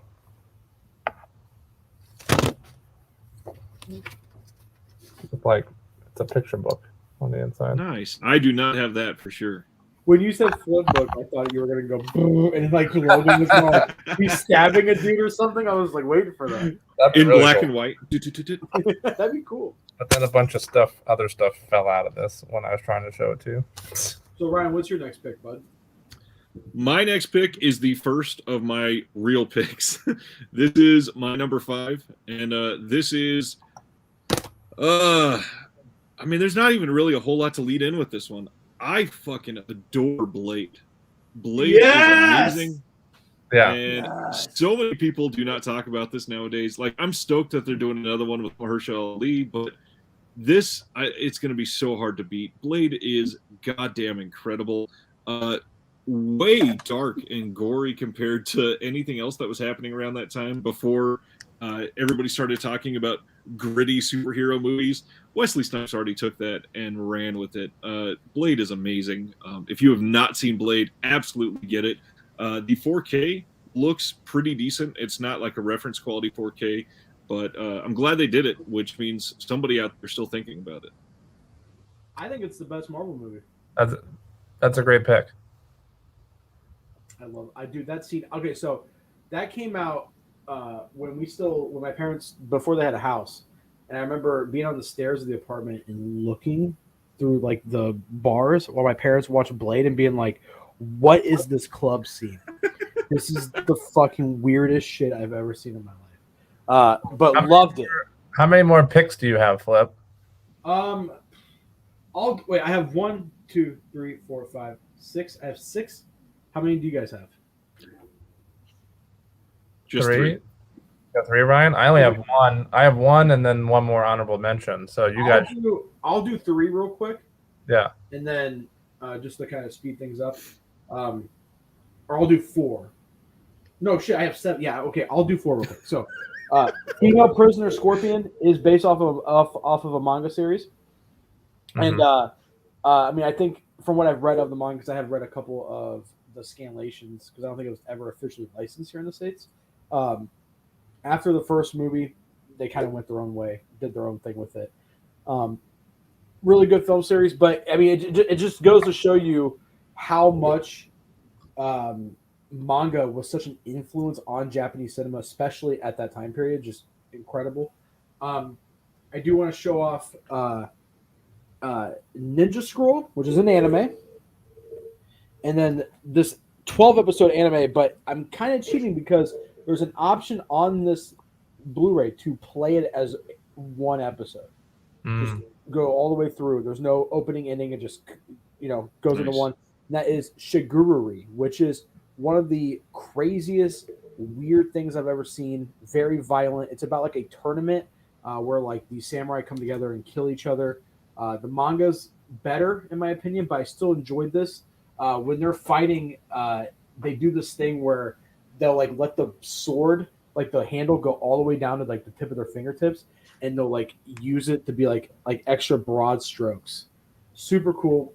And then I want to highlight this only got 2 movies, but they're a lot of fun. They're violent, they're bloody, and it's the Japanese samurai version of the Three Musketeers. And that is the Shadow Hunters movies. There's the first one. This is the second. This is the Echo of Destiny. Fucking awesome, just crazy, over-the-top stuff.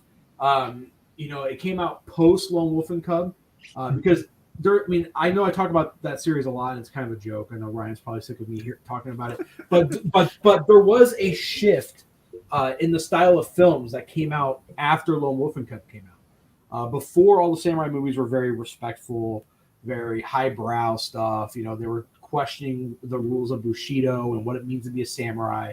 And then Lone Wolf came out and was like, let's just fucking have fun. And then everything after that is just, for like a 8-year period, was just bloody, over-the-top exploitation films. And the Shadowhunter series is really cool because it's just it's literally the Three Musketeers with samurai swords. And it's fucking rad. So that's the honorable mentions, I would say. And then the last 3 are going to be not in order. My favorite was Lone Wolf and Rikio and Old Boy were my top 3, but these 3 are also very good.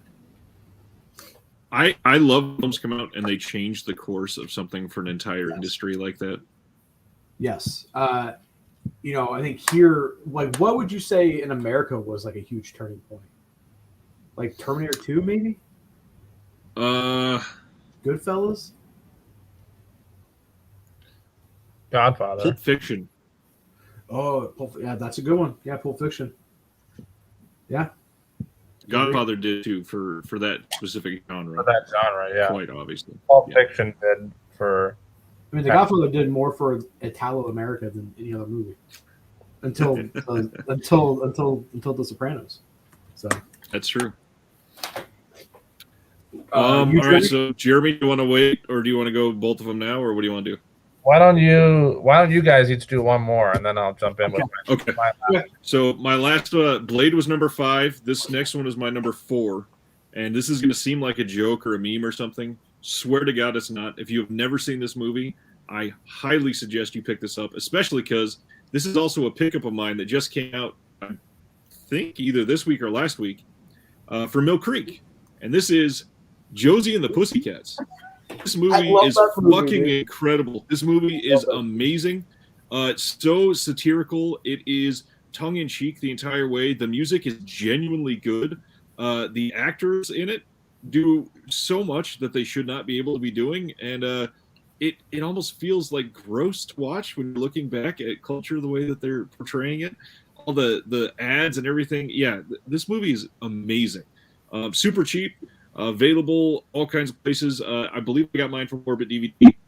I strongly suggest picking that one up. For me, is this is where it gets a little tricky because it's technically not directly based off of the manga adaptation, but the manga had a huge part in making this story popular, and that is Battle Royale. So Battle Royale started off as a light novel. The author only wrote that one book and was so successful, he's like, fuck it, I'm not doing anything ever again.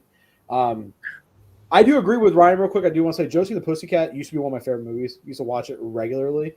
It's not a weird pick. I think that's a great fucking pick. That's a good deep cut. I haven't seen it in so long. Yeah, I haven't seen it so long either. I might have to watch it with my wife. But this movie is one of the most influential. This is another movie that changed a lot of shit going forward. Oh, yeah. And this is the overkill edition because there's no need for this to have a 4K of the fucking director's cut because the director's cut just adds some terrible basketball scenes. It's got the terrible sequel and an alternate cut of the terrible sequel. It's got a fucking card game. It's got a card game with rules, and it's got a really good book. The book's great, but this is the overkill edition. I told Ryan when this came out, I feel like I told you this, that when the last box set came out, because they had like a separate comic that was like unrelated to the manga, I was like, I don't think they could ever do a better version of Battle Royale. And then this came out, and it's fucking Arrow. They're gonna milk this. I could see them in 5 years doing another edition, and I don't see what they're going to add that's going to make it worthwhile. The 4K transfer all is of good. the Hunger Games movies in 4K. I hate. Okay, listen. So a little side tangent. The author of the Hunger Games, which she got, was like, "Hey, you were influenced by Battle Royale." She was like, "Never seen it, no." And then she later was like, "Yeah, a little bit." It's like, bitch, just admit it, you know. It just goes to show you that women are unoriginal. But it's a great. just right on Ryan's live YouTube. Can't go back. I mean, it's on my channel too. And everyone knows who watches this that I'm not serious. Because I don't think Ryan would be my friend if I was serious. But yeah, that's a great movie. That came out I mean, without that, we wouldn't have we wouldn't have fucking Fortnite. Because that was a direct inspiration for. No, I'm not joking. You're laughing. But I know. No, I know you're right, but that's not like a claim to fame here. Well, I mean, look, that has spawned. I mean, that's how our gaming. Like, I play a lot of games. I was playing Battlefield before we went live. That has influenced so much of the. It's huge. It's massive. But yeah, it's a good movie. The 4K looks great, but I don't think it was a movie that needed a 4K. Because it's very mute colored, like everything's like brown. Like Ryan and I talked about the Old Boy and the Django 4K, fucking incredible. But it's a good 4K, but it just doesn't add anything. So that's my last pick, and then I have two more. So okay, my number 5 on my actual list, not honorable mentions, is What I think is on deep cut, maybe not as deep a cut as Josie and the Pussycats. That was a deep cut. Yeah, but a lot of people forget about this movie, and a lot of people don't know that it's based on a comic. But of course it is because of content, and that's Mystery Men. Is that really? Is that Yeah. really based on a comic? Hell yeah. Oh. It's such a fucking great, underrated alternative comedy. I mean, what can be said if you haven't already seen Mystery Men is that it has like one of the best casts you could possibly think of. Legendary cast. Legendary cast, and it's just a bunch of anti-superheroes or like wannabe superheroes trying to find their place in the world. Now, Hilarious. Ryan, correct me if I'm wrong, but I feel like you've told me that's one of your favorite movies of all time. Is that true? It's oddly enough, it's another one that I saw at that drive-in theater. It's one that I really fell in love with comedy for. I probably wouldn't say nowadays it's one of my favorites of all time. But I will say it is coming out from Kino Lorber soon, I believe in 4K. In 4K? Lord, I can't wait. Yes. I think they announced Blu-ray and then they realized they could do 4K, so I think they upgraded it. I may be misremembering that. Aside from that, it doesn't even have a current Blu-ray release, does it? I only have the DVD. Not in the U.S. They've had a Blu-ray release now, or internationally. Okay. But that's very recent, like in the last year and a half. Oh, well, I can't wait for that. You're just saying he thinks 88 Films did a release of Mystery Men. I don't think that's the case. But I trust Ryan with this stuff because Ryan's a fucking encyclopedia. I feel like I would have known about it too. I love that movie so much. Oddly, I believe it actually started as a crowdfund internationally. They did something to raise enough funds to do a proper restoration on it. Good for them. My final. Well, wait. Do you want to save your final one because? Oh, okay. It'll go around. It'll be perfect. Yeah, that's good. Just know that this final one will be an honorable mention and not on the official top 5. Okay. That was You're good. Of the top. Yeah. We definitely fucked this up tonight. So my number 3, but remember, my number 2 was Scott Pilgrim. So this is my number 3, and I also just want to point out that I seem to be like the very mainstream version of the comic book movies tonight. My number 3 is Kick-Ass. I love this movie. Really good theatrical experience with this one. Super fun. Another one that really leaned into the comic book side of things, and you'll notice my top 3 really did heavily on that. So I'm glad they did this. Kick-Ass. I mean, everybody's seen Kick-Ass. It's amazing. Not a whole lot to say. That was the world's introduction. Yeah. The world's introduction to the glorious Chloe Grace Moretz. Chloe Grace Moretz. Yep. I adore her. And there you go. ICE did say 88 Films did do a Blu-ray release last year, and I missed it. Of Mystery Men? Damn. Yep. I'm going to hold off for that 4K because I think Ryan's right. It's a 4K. That's going to be great. I love Kick-Ass. I saw it in theaters. That's a great choice.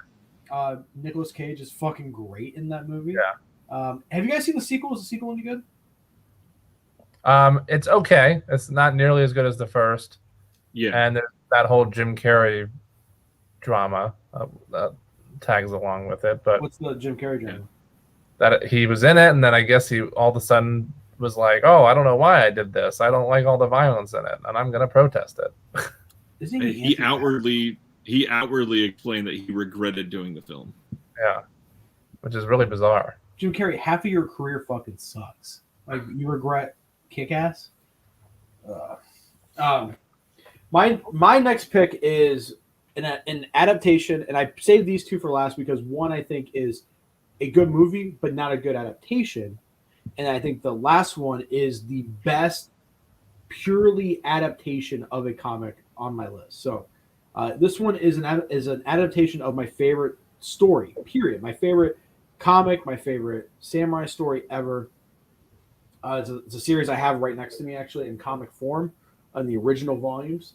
I love it to death. I've read it multiple times. Full of great characters. Directed by a great director, Takashi Miike. That's Blade of the Immortal. I think this is a good movie. I don't think this is a bad movie. I don't want to, talk too much shit about this movie, but it is a poor adaptation because Blade of the Immortal is 31 volumes in the U.S. The Japanese version had 30 volumes, and 30 volumes is a lot. That's thousands of pages. Great side characters that are, characters that like barely get any screen time in this movie have entire volumes worth of backstory to them. And like one of my favorite characters is a female whose backstory is tragic, but she's such a badass. She's barely in this movie. It's a good film still. It's still a good movie. I think the opening shot is incredible. It starts off in black and white. I don't know if you've seen it, Jeremy, or I know Ryan's seen it, but the opening starts off in black and white, and it's this one guy versus 100 people, and then it transitions into color. It's such a good opening. This release specifically has a nice book from Tom Mess, who's one of the best writers on Japanese film, and I would highly suggest picking up this version, which is Arrow, because the U.S. release has no special features. You get a behind-the-scenes documentary making of, and you get a commentary by Tom Mess, and you get a book by Tom Mess. So this is like, if you have a region-free player, pick it up. It does come with 2 covers. I chose this one with Manji, and also they changed in the comic on the back of Manji is a swastika because he's a Buddhist, and it's actually called Manji, so they call him Manji in the comic. But yeah, when I was I'm getting a tattoo. My 3rd tattoo will be based on Blade of the Immortal because it is, I think, the best story ever told. I thought he was going to say my 3rd tattoo is going to be a swastika. No. I love that you said the swastika thing, leaning right into that. Oh, no, God, I shouldn't have. Let me actually grab a volume real quick just to show off some of the amazing artwork. Yeah, here's a great volume. This is the final curtain. So this is the final volume right here. That cover right there is just beautiful. There's a scene that's not in the movie, obviously, but there's a scene where all of them. Yeah, here's a guy getting chopped. Here's multiple guys getting chopped to literal pieces right there, as you can tell. There's a scene that's not in the movie where the main bad guys go to the most guarded castle in Japan, and it's like 4 of them, and they storm it, and they kill everybody in the castle except for like 4 people, and it's just an incredible scene. And then the final battle here, I am trying to quickly find this before we, because I'm like right there, right where it is. The final battle is one of the final showdown isn't even between one of the main characters. It's about 2 side characters, and it's just incredible, really heart-wrenching. Right here. So this scene right here is my favorite scene of any story ever. So 2 people getting ready to it's the final showdown. They've been fighting for like an entire volume and a half. And what's really cool about that fight is the guy who's in the distance, he's blinded, but he's been fighting off of his senses. So the guy with the sword above his head, he starts running at him, and the dude that's blinded is counting. He's like 1, 2, 3, but the dude who has the sword above his head throws his sword on the ground, so he miscounts, and he slashes too soon. It's such a good fucking end scene. I love it. Not to go on, I've been talking about Blade of the Immortal too much, but the thing I love about this story is I think comics, especially manga, out of any other medium, don't know how to stick a landing, and you get invested in these characters. Like 31 volumes, you get invested in these characters, and a lot of time in manga, like Berserk, the mangaka dies, it just goes unfinished. This has a perfect ending, and it's great from start to finish. Didn't the U.S. release of that, wasn't there a double feature release also? Yeah, it's that and 13 Assassins, which is a fucking good double feature. That's an incredible double feature. It's just bare bones, yeah. Yeah, just bare bones.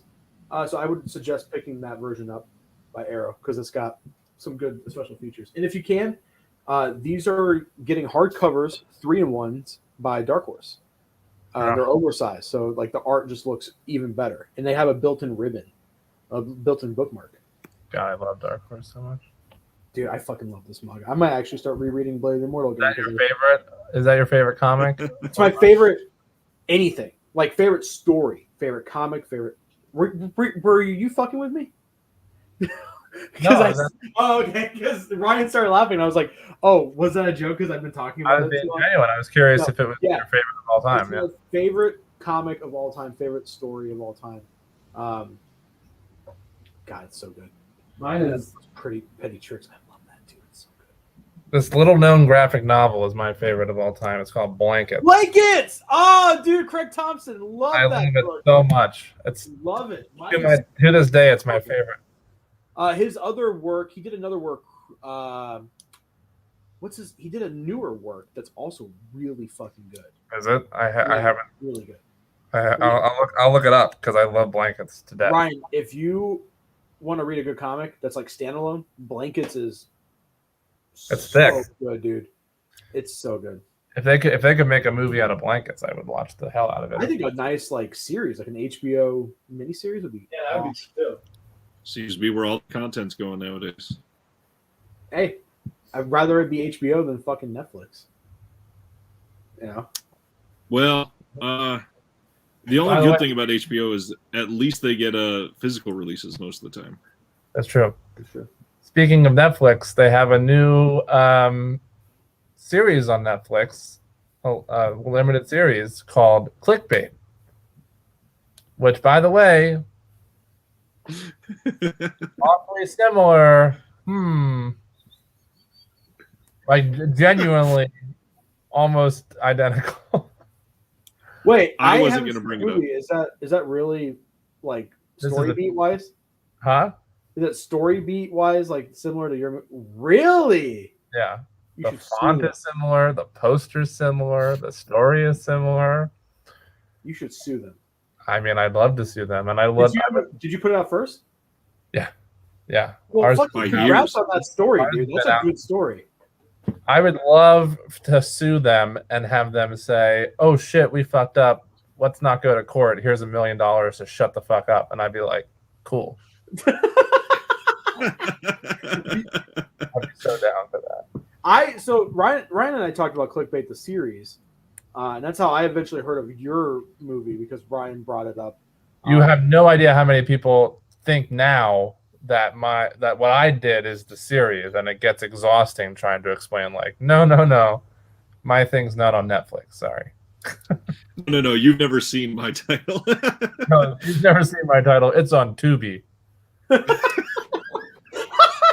Netflix. So, Jeremy, what's your final runner up?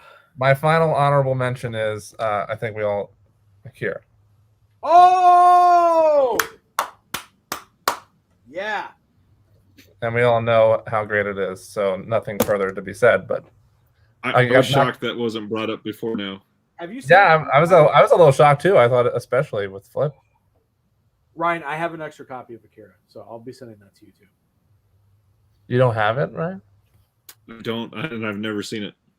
Oh. Well, Ryan, I'm sending Ryan, for Christmas. I'm sending you a box of my favorite animes. It's gonna be nothing but As Akira soon as and Kawajiri. And this director named Kawajiri who did Vampire Hunter D Bloodlust, Cyber City Oeda, Wicked City, Demon City, and then just Roll. So they're great. So what, Ryan? as soon as I get past this October watch along, that it is November 23rd, and I'm still doing, because I've had a very exhausting month and a half. Yes, you have. I plan on watching a lot of shit that we've been talking about for a while. I'm making a note about a lot of stuff that we're talking about as well that I will also have to put off until the new year, because right now I'm dedicated to getting through. I have a laundry list of 2021 films that I need to get through to make my actual comprehensive best of 2021 list that I'm so dedicated to doing at the end of each year. So I have to burn through those in like the next month. So you guys do watch lists. I just come home and just fucking grab whatever is on the shelf that sounds good for the night. I need to probably. I would like to for 1 month, like in January, my birthday month, plan out every single watch that I do. It sounds fun. Well, yeah. I mean, it can be fun. For me, it's just trying to get through. I literally went through every movie that came out in 2021, made a list. Some aren't even out yet. Some have yet to come out in December, but I'm just trying to burn through the ones that are already out. So, Do you have a letterbox? yeah. We need to add you. It's just, I think if you just search Jeremy Long, it'll pop up. That's my big dump on it. So, Ryan, what's your final pick, my good friend? My final one is my genuine number one, and I will say that I think this is the best comic adaptation of all time, and there is no debate on that. No, I'm just kidding. You'll get kicked out. Genuinely, as soon as this came out, and it's very recent, so there could be some recency bias, but I don't think so.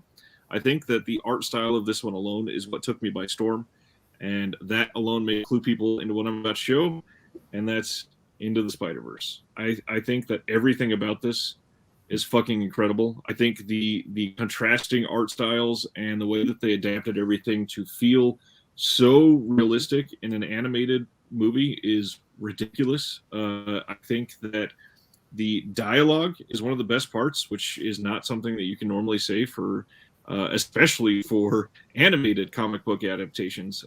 I think that they fleshed out characters in ways that live action films have, for some reason, have yet to actually be able to master in a lot of cases.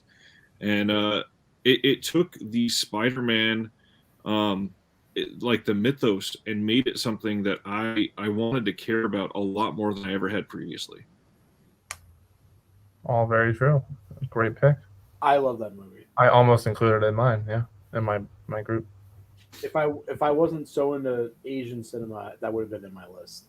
Because I wanted to throw some deep cuts in there, like stuff that you guys have never heard of, like Demon Spies and Shadow Hunters. It was this close to being on my list too. If I knocked, but I wanted Mystery Men to be in there instead. That's a good choice too. My final pick is what, like Ryan's opinion, I think this is the best manga adaptation. This is adapted perfectly. There's 5 movies. 2 of them are Netflix exclusive, which sucks because we're not going to get physical releases probably, or English friendly at least. These movies, there's not a bad movie in the series. And I would even say they go beyond being just good good manga adaptations. I think they're better than the source material because of the actual fight choreography in this gives it an edge up because it's just some of the best sword fight stuff I've ever seen in any movie, and that is the Rurouni Kenshin films. So, I mean, when we grew up, this was on Toonami. This show was great. The manga is great, but the movies are just spectacular. Like the arcs that they adapt, you know, like when you watch manga, when you watch anime. Sorry, when you watch manga, when you watch anime, and you hear like an adaptation's coming, and you look at the show, you're like, how are they going to do that outfit? How are they going to get that hairstyle down? It's really hard to not look cheesy, but this doesn't. Like, there's a character with blue hair, and it doesn't feel bad or cheesy. There's a guy who's wrapped up in bandages because he's so badly burnt. Doesn't feel cheesy. Feels very well done. But the fight scenes are just Google Jeremy or Ryan, whoever wants to do this. Not now, but on your free time, just YouTube Rurouni Kenshin live action fight scene and just be blown away. And the gimmick is he doesn't kill, so his weapon, his sword is just blunt. So when he's hitting people, he's just giving them concussions. He's giving them some bad CTE, and it's just a great film series. All of them are great. So, by the way, everybody, you can share in your comments if you've got other ones that you want to share. We got Ice shared Atomic Blonde and Road to Perdition. Ooh, which by the way, Road to Perdition. That's a deep cut. Inspired by Lone Wolf and Cub. It's literally an adaptation of Lone Wolf and Cub. So, History of Violence. Right, I almost included that one in my list as well. It's a great choice. Snowpiercer. Snowpiercer, Another great one. Watchmen, and then again V for Vendetta. Hot take: I like the show then- Watchmen better than the movie. I don't think that's a hot take anymore. I Really? think a lot of people are ending up in that camp. Detroit Metal City. Dave enjoys back in Detroit Metal City. And then Flex mentioned that he completely agrees with you on Rurouni Kenshin. They're so good. There's 2 on Netflix. The Lots ones of on Netflix are pretty standalone because one is like an origin story, and one is the final, but it's standalone, so you can enjoy it. It's good.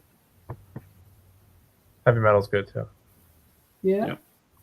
And again, coming out in 4K, I believe in February or March. For who? Just the studio. Oh wow. Well, I've been convinced through this live stream to finally purchase Lone Wolf and Cub from Criterion after so many times of grabbing it off the shelf and then putting it back for something else. Dude, there's a scene where he cuts a dude in half, and it does a close up, and they split open, and blood's just spurting everywhere. It's great. And then I've also been convinced, both of these by Flip, to rush back to CD Trader and get Itchy. Do it. Blu-ray. See? I'm such a great influencer. And also, everybody needs to pick up Josie and the Pussycats. Yeah, really. yeah. That's the other thing I've learned from this live stream is I need to rewatch Josie and the Pussycats, which I haven't watched for probably a decade or something. Did they put the soundtrack out at all? I feel like it got a CD release around when the movie came out, but I don't feel like there's anything else since then. Yeah, and I was going to mention, this is the one that amazes me that nobody mentioned Sin City tonight. I considered it for sure. I consider it too. But I'm just, Yeah, there's a lot. There's a lot, even in the stuff that in the comments and ones that you guys brought up that I considered, and I considered Into the Spider-Verse. I considered History of Violence. I considered Sin City. Those are probably the big 3 that I almost put in my group. And The Old Guard, which is on Netflix. That's a comic adaptation that I actually enjoyed. Yeah, there's a lot. I feel like almost everything is an adaptation of a comic at some. You know what I mean? Like it's just crazy how much shit's out there. there's a lot more than you think. And I want to talk real quick, Ryan. We were talking about Walking Dead. Walking Dead, the comic, has one of the most brutal spoiler for a comic that's like a decade old now. The Glenn death? No, the baby and the wife death. Yeah. Fucking straight up just. I wish they would have just done that because that would have been such a oh my god moment in television history. But it would have been a very historic moment in TV. they pussied out and they carried that baby way too long. Yeah. Fuck that baby. They probably weren't allowed to do it. The movie, what's that Christian Bale movie where it's like a Western? Hostels. Hostels has that scene. The Native Americans are shooting at the woman and her baby gets hit while she's running away. It's brutal, dude. When I read that for the first time, I was like, holy shit. They just did that. Walking Dead comic, for anybody that hasn't seen it, it does go there in a lot of many different times. I'm shocked that they were able to keep that going as long as they did, but really they only could do it because they made the characters so dang emotionally attached, and it's great, and it was Ryan, great start to finish. Do you know how they how they ended that series? Like, do you know how they were? So, Robert Kirkman was doing interviews and he's like, I can see this going on for another 10 years. And they had comic book shops. They had to them the next like 4 issues available for pre-order. And then just randomly, the next issue was the last one. They didn't announce it to anybody. They just did it, which I think is such a cool move. You know, I agree. Such a good series. I had the box set. I gave it away in a raffle. Big points for this one. Tales from the Crypt and Vault of Horror. Good picks. Nice EC Comics reference. Ice is like so knowledgeable about comics. He bought me. Oh yeah. Talking about TV shows, here's one that didn't do it well, which is that new Why the Last Man series. Is that bad? I was not a fan, and I love the comics. I love Brian Vaughan in general. I love Monkey Vaughn's incredible. I love Saga. CM. What's the CM? Is it CMZ? What's shit? No, I don't think DMZ is him. Is it? Yeah, DMZ is Brian Vaughan. Is it really? Yeah, I'm pretty positive. He did a book about the Canadian Army. I forgot what it's called. It's a one shot. We Stand Guard or something. And it's about mechs. It's really cool. I love pretty much anything he does. How do you feel about how do you guys feel about Preacher? I'm a big Preacher fan. Oh, the comic or the show? The show, because the comic I love. Yeah, I like the show a lot actually. I was a fan. Never finished it. The first season was pretty good though. The comic's incredible. Yeah. I'm trying to think of what else. I'm looking around. Legion was a great show adaptation, I thought. Oh, Priest. DMZ's Brian Wood. That's what I was like. But have you guys seen My the movie bad. Priest? I like Brian Wood a lot too. I got the Bryans confused. Have you guys seen the movie Priest? That's like a sci-fi movie about like the Catholic Church in the future, and they kill vampires or something. No. I gotta pull this up because it's an adaptation of a manhwa, which is a Korean manga. Yeah, Priest, 2011, directed by Scott Stewart, who did Legion, starring Paul Bettany again, and Carl Urban, Lily Collins, Maggie Q. Damn, Maggie Q. Oh, whoa. I don't even think I've heard of this. What the heck? Yeah, this movie is pretty generic, but the comic that it's based off of is really fucking good. Like, really good. And completely different. Like, the comic's more of like a Western type, like, setting. Is really cool. So, that's such a weird. I was trying to think, what's that Brian Wood one? And that's Channel Z, of course. Channel Zero. I had to do a Google search. I'm like, what was that Brian Wood one that I really loved? And The Massive was good too by him.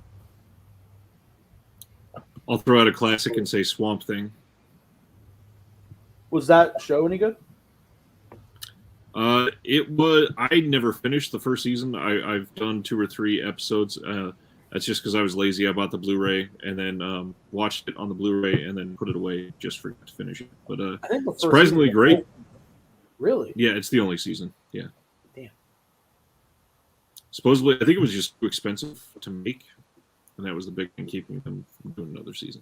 Oh, Doom Patrol's pretty good. I Doom Patrol. Yeah. Flips, isn't the live action I Am a Hero good? Yeah, that's a good one as well. I don't own that though. I only did stuff I owned. I Am a Hero is a good adaptation. The manga's great up until a certain point, and then the mangaka's dad died, so he just rushed the ending, and it sucks because of that. So, but guys, next week is going to be a killer episode. We're doing a giveaway. It's going to be fun. Ryan's giving me Ran in 4K, which I'm really excited about. Thanks, Ryan. And I'm giving you guys. For those that didn't hear, Flip is giving the first place draw his big box, and then I'm giving the second place draw Ron in 4K the Steelbook. Which the first place draw is one of them is going to be the cinematic Vengeance Pack by Eureka, which is an incredible release this year. So. And all you have to do to enter the drawing is write to Flip and say your favorite rape scene in cinema history, and he'll pick his favorite out of your choices. And Oh Jesus! I'm gonna go to Letterboxd and see if there is a list of like best rape scenes. Look up best rape revenge movies. Rape and Revenge. Couldn't find a comprehensive list for this, so I thought I'd make one. This list primarily includes rape and revenge films, but it also includes those films that play with the genre's formula. The first one on the list is Gator Bait. To answer the question in the comments, I thought Daredevil and Luke Cage were both great. I also really like Jessica Jones. I don't like any of them, and I like scenes from them. Jessica Jones was my favorite, but I'm quite biased because I love Kristen Ritter. But then if we're if we're talking about the newer MCU shows, I really obviously loved WandaVision. I didn't quite care for Falcon and the Winter Soldier as much. And then what was the other one? But from what Loki is the other one. Oh, Loki was okay. I'm quite looking forward to Hawkeye. We'll see. Oh, Revenge. That's a good movie with a. I adore Revenge. I love it. That's a great movie. Yeah. I have 3 releases of that movie, and I have the vinyl soundtrack. Is one of them the Second Sight? Because That's it's a great movie. It definitely is. I have that. I have a US release, and then I've got I think it's a German steelbook for that. That is beautiful. Promising Young Woman, it doesn't have a rape scene in it, but when he spoilers for Promising Young Woman, when he kills her, I have never felt more uncomfortable watching something in my life. I was like, whoa. And I was like, there's no way she's got to get out of this. And I was like, what the fuck? They're really going to do this. Yeah. I was shocked that whole movie went the way it did, and it was as big of a mainstream hit as it was. Movie. I was shocked at it. Yeah, I was also shocked at how kind of, Bo Burnham, man. Yeah, Bo Burnham was great in that. I was so sad when he ended up being a POS. Yeah. He was. I was really heartbroken. I was like, please, come on. I was going to ask, speaking of things that we were talking about now, you were mentioning your 2021 watches. Do you mind sharing like top 10 of this year? Because I'm not currently up to date on a lot of 2021 at all. Sure. I have oh, look who followed me on Letterboxd.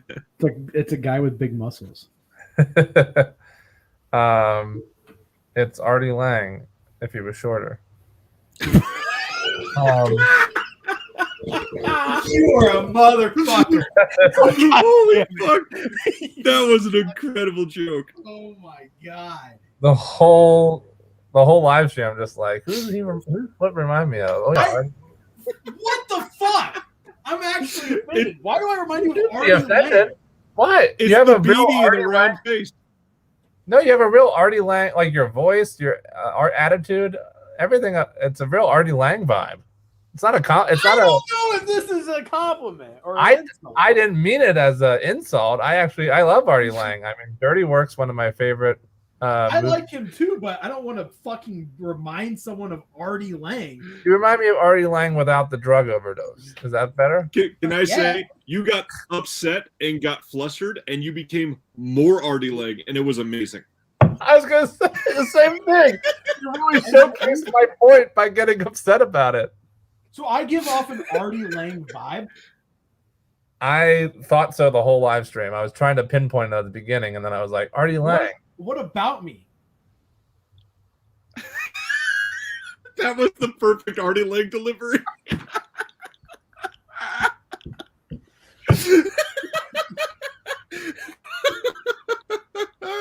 It was genuinely meant as lovingly as possible. I didn't mean it as an insult. Just for I don't the think I can be loving. Like, do you have something against Artie Lang? I like Artie Lang. A lot of people love Artie Lang. look at him. I didn't mean physically. I just meant your energy and your voice was. I don't know if that's good or bad. Have you ever seen Artie Lang in his prime?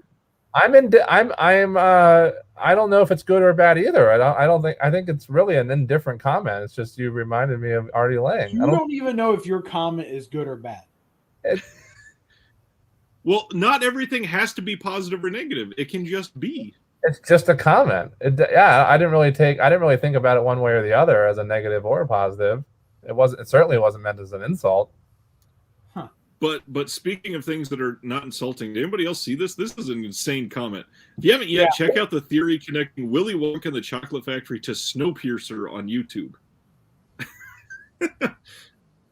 Wow. I feel bad.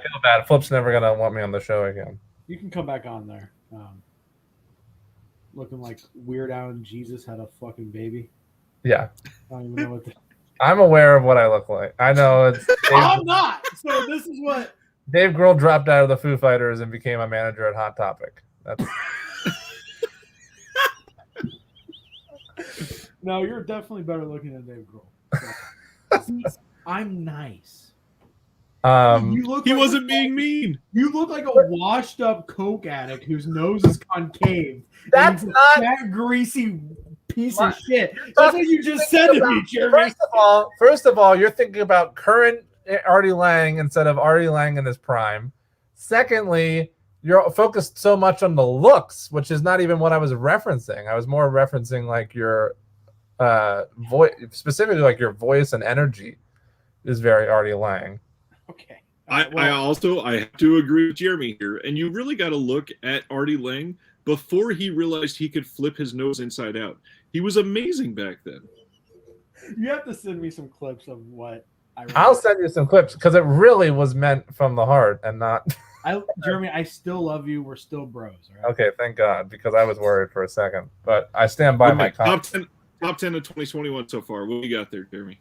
Okay, so some will argue with number one and say that it's not a movie, but I say fuck you, it is, because it is. And it's Bo Burnham's Inside, which I think is a masterpiece. Thank you. It is absolutely a movie. So that's number one. Number two is 9 Days. Artie Lang's just like, whoa. Oh, dude.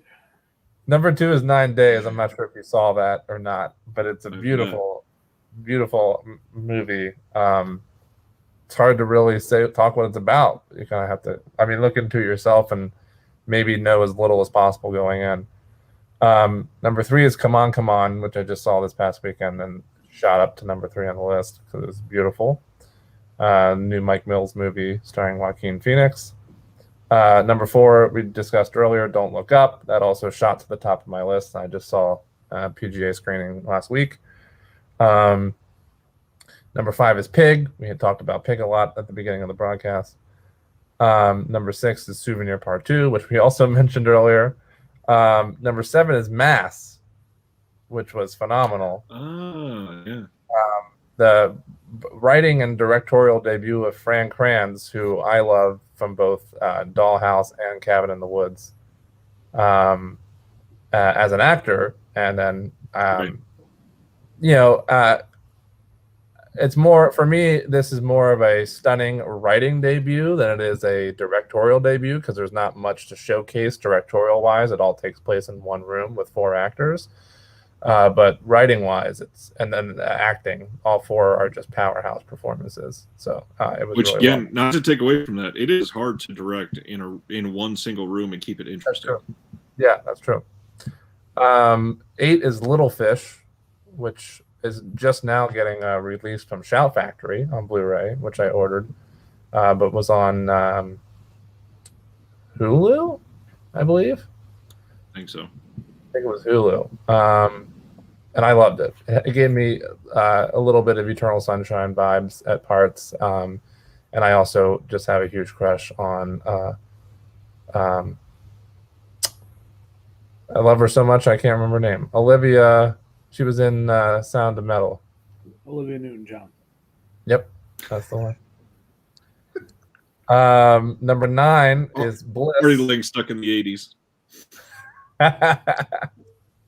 Number 9 is Bliss, which I think was an Amazon Prime original, with Salma Hayek and Owen Wilson. That kind of flew under everybody's radar, but it blew. Nothing with Salma Hayek flies over my radar. Well, then check out Bliss if you haven't already. Is it Bliss? It's called Bliss. It is Bliss, especially Salma Hayek. In it is Bliss. Has she gotten how do I say this? Implants? Has she what? Has she gotten implants? Oh, it's quite possible. Because they're insane now. I don't know for sure, but I love that commentary was just so in depth. I'll reach out to my contacts and find out an answer. Dude, you guys don't understand what From Dusk Till Dawn did to me. Oh, I believe you. As a young boy. How would 10, we not understand? No, I don't think you understand. Number We've all been 10 there. is Spencer, which I don't know if you guys have heard that one, but Kirsten I Stewart. cannot wait to see that one. She will hopefully win Best Actress this year and deserves it. Absolutely deserves. just to go a little bit past that, because Flip mentioned this earlier, number 11 is Titan, which was amazing. Jeremy, you want to hear my top 10 that I haven't updated at all since Green Knight? Beginning of the year. His 1 through 6 is Cry Macho. Love Cry Macho, dude. Oh no! What are you spooks doing? Fucking that movie. Clint Eastwood's a treasure. I hope you remember that. Holy. Number 1, Cry Macho. I mean, not far off. Number 1 is The Wrath of Man. For me, Is that your number 1? I really like that fucking movie. No! I know. Number 2 is A Night in Paradise, which was a Netflix South Korean movie directed by Park Hoon Jung, who did New World. Great movie. Yeah. Kate. Kate was great. I loved Kate. I love Kate. I thought it got too much hate. Nobody. Nobody's phenomenal. I love Nobody. Pig. Pig's great. The Immortal, which is we talked about this before. It's the movie between seasons 4 and 5 of Gamora. So it was like it came out in 2019, but it didn't come out till English till 2021. So a little cheating. Deliver Us from Evil, which is a South Korean action movie. Pretty solid. The Green Knight. Suicide Squad. Great. The Russian Raid. Okay. And then if you go a little further than that, Dynasty Warriors on Netflix. I just thought it was so stupid and over the top. I had such a fun time with it. If I had to, Titan would probably be number 1. If I had to redo the list. Redo the list. Titan's number 1. Cry Macho number 2. You know what, dude? I actually liked Cry Macho, but like you I have didn't even see it. you have to do so much suspension of disbelief because he's fucking 91 in the movie. And dude, my favorite part is he goes like this Mexican town and all the women are like, oh, like look at him. And they're doing Indiana Jones 5 and still Harrison Ford. God damn it, dude. He's getting old. How many plane crashes is that motherfucker? I thought they were going to I think it's called Indiana Jones and the Legend of the Fallen, who could not get up. Hey, Jeremy, have you seen God, what's there's another Clint Eastwood movie. The Raiders of the Lost Ark. Go ahead. There's another like AARP. Yeah. I have an AARP card. No, do you? There's no fucking age limit. You can just use it on shit. He also has mesothelioma. Yeah. He's like, I got an AARP card and a handicap placard. I'm not even handicapped. A little mentally, but not like physically. I mean, I guess I'm fat, but there's a movie with Clint Eastwood. I forgot what it is, but he's like, he walks by some girls with motorcycles, and he's like, what are you women doing riding bikes? And they're like, we're lesbians, and he's like, oh, sorry, what are you dykes doing riding bikes? It's just so fucking ridiculous, dude. I think that might be Deadpool. The Deadpool? No, the Deadpool. Oh, do you like? What's your favorite Clint Eastwood movie? I mean, I gotta go with The Monkey, Every Which Way But Loose. I really thought you were gonna say American Sniper. No. You seem like a huge Chris Kyle. Jeremy Long, Chris Kyle. Is that you getting back at me for the Artie Lang? Yeah. Jeremy Long, Chris Kyle extraordinary. Yeah, you might have to delete this episode, Ryan. Oh no! To turn it around, Flip's favorite part of that is the rubber baby. Dude, just from a filmmaking standpoint, that movie sucks ass. I don't understand how that movie. It's because like conservatives have like nothing, you know what I mean? So like they get something and they're like, "This fucking rocks." It's like, dude, it's so bad. Yeah. What's that movie? I watched a movie that. What about that one he did with all the real army people? What was that called? Gran Torino. No, you know what I'm talking about. He got like army like not actors in it. It Oh, was not- 1517 Paris. Yeah. Yeah. Good point. Why do I fucking have that off the top of my head? I watched a movie this year actually. Ben Shapiro funded it, and I forgot what it's called, but it's about a school shooting happening, and they stop it because the girl was concealed carrying or something. It's like, what? She should have a fucking gun. She's in school. It's just a fucking dude. It's so crazy to me. I wanted to point out there, Ice brought up the death of Stalin. Death of Stalin, And, but that wasn't this go ahead. year. no, That's a great. not this year. He was just talking about another great comic adaptation. And then he Is that a said comic from this year adaptation? he enjoyed The Protege. I didn't watch the Protege. He pointed out that Michael Keaton is 70 years old. Yeah, well, that's not impressive. Clint Eastwood's 91, and he's kicking Mexicans' asses.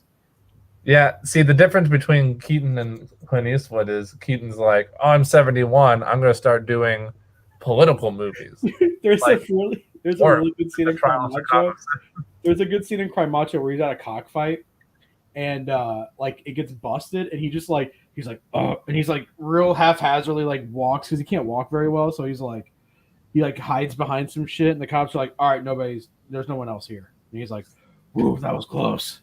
It's like, good thing I'm 91 and as thin as a twig. You know, this movie was supposed like here's the thing is I don't think the script is bad because it's supposed to come out right around Unforgiven, but I think he chose to do Unforgiven, and then recently they were going to make the movie and they wanted to hire Arnold Schwarzenegger, which I think would have fucking worked perfectly because Arnold's still capable of moving around, and they hire him, and it's just like if you look past that he's 91, it's a decent movie.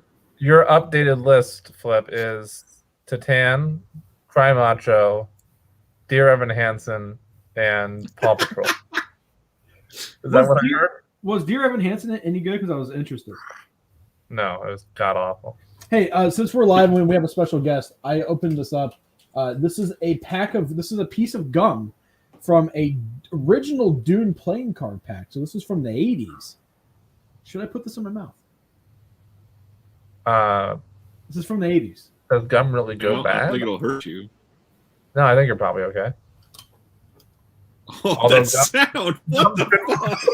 Gum shouldn't make a cracker noise, but That was the weirdest ASMR I've ever seen. Oh, wow.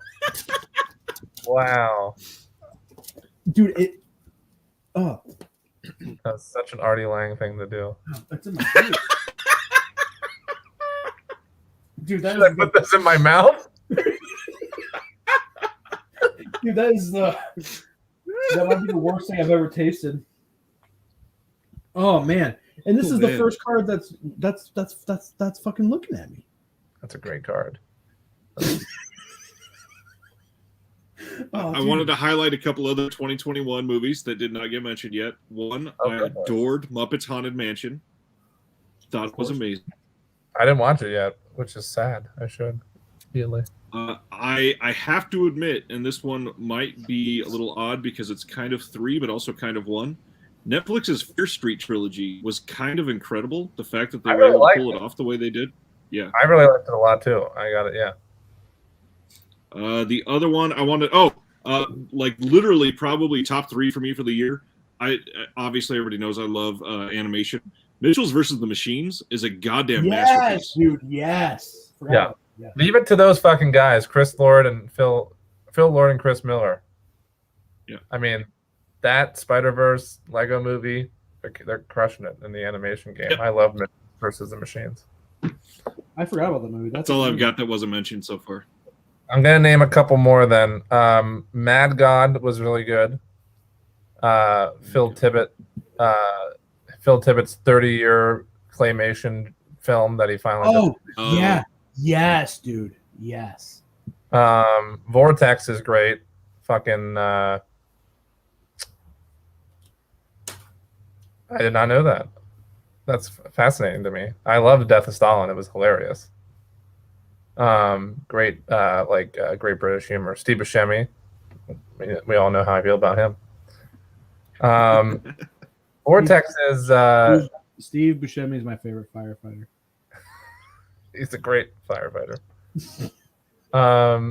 What? Why can't I think of the guy's name who did Vortex? It's the new film from From Guy. the guy.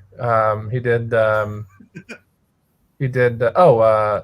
I just thought of it, and then it went one in one ear and out the end. He did Climax and Enter the Void. Casper Noé. Yeah, it's a new Gaspar Noé film, Vortex, starring Dario Argento. Is that good? I loved it. It's hard to watch, but it's great. A Gaspar Noé film, hard to watch. You don't. I was gonna say that. I really liked Saint Maud a lot. Also, that's also an A24 movie. I mentioned Lamb earlier that I really liked. I got the privilege of seeing another PGA advanced screening of Licorice Pizza, Paul Thomas Anderson's new movie, and that's I was going to ask you about that one. Yeah, it was phenomenal. It's not my favorite by him, but it's it's probably like in the top 5. I thought it was great. Here's a weird thing, because I'm not necessarily a fan of PTA, but he occupies like the same brain space as like Wes Anderson for me, where like I'm not a fan. Like I don't own any of their movies. I'm not like, but when a new movie comes out, I'm excited to watch it at least once. Okay.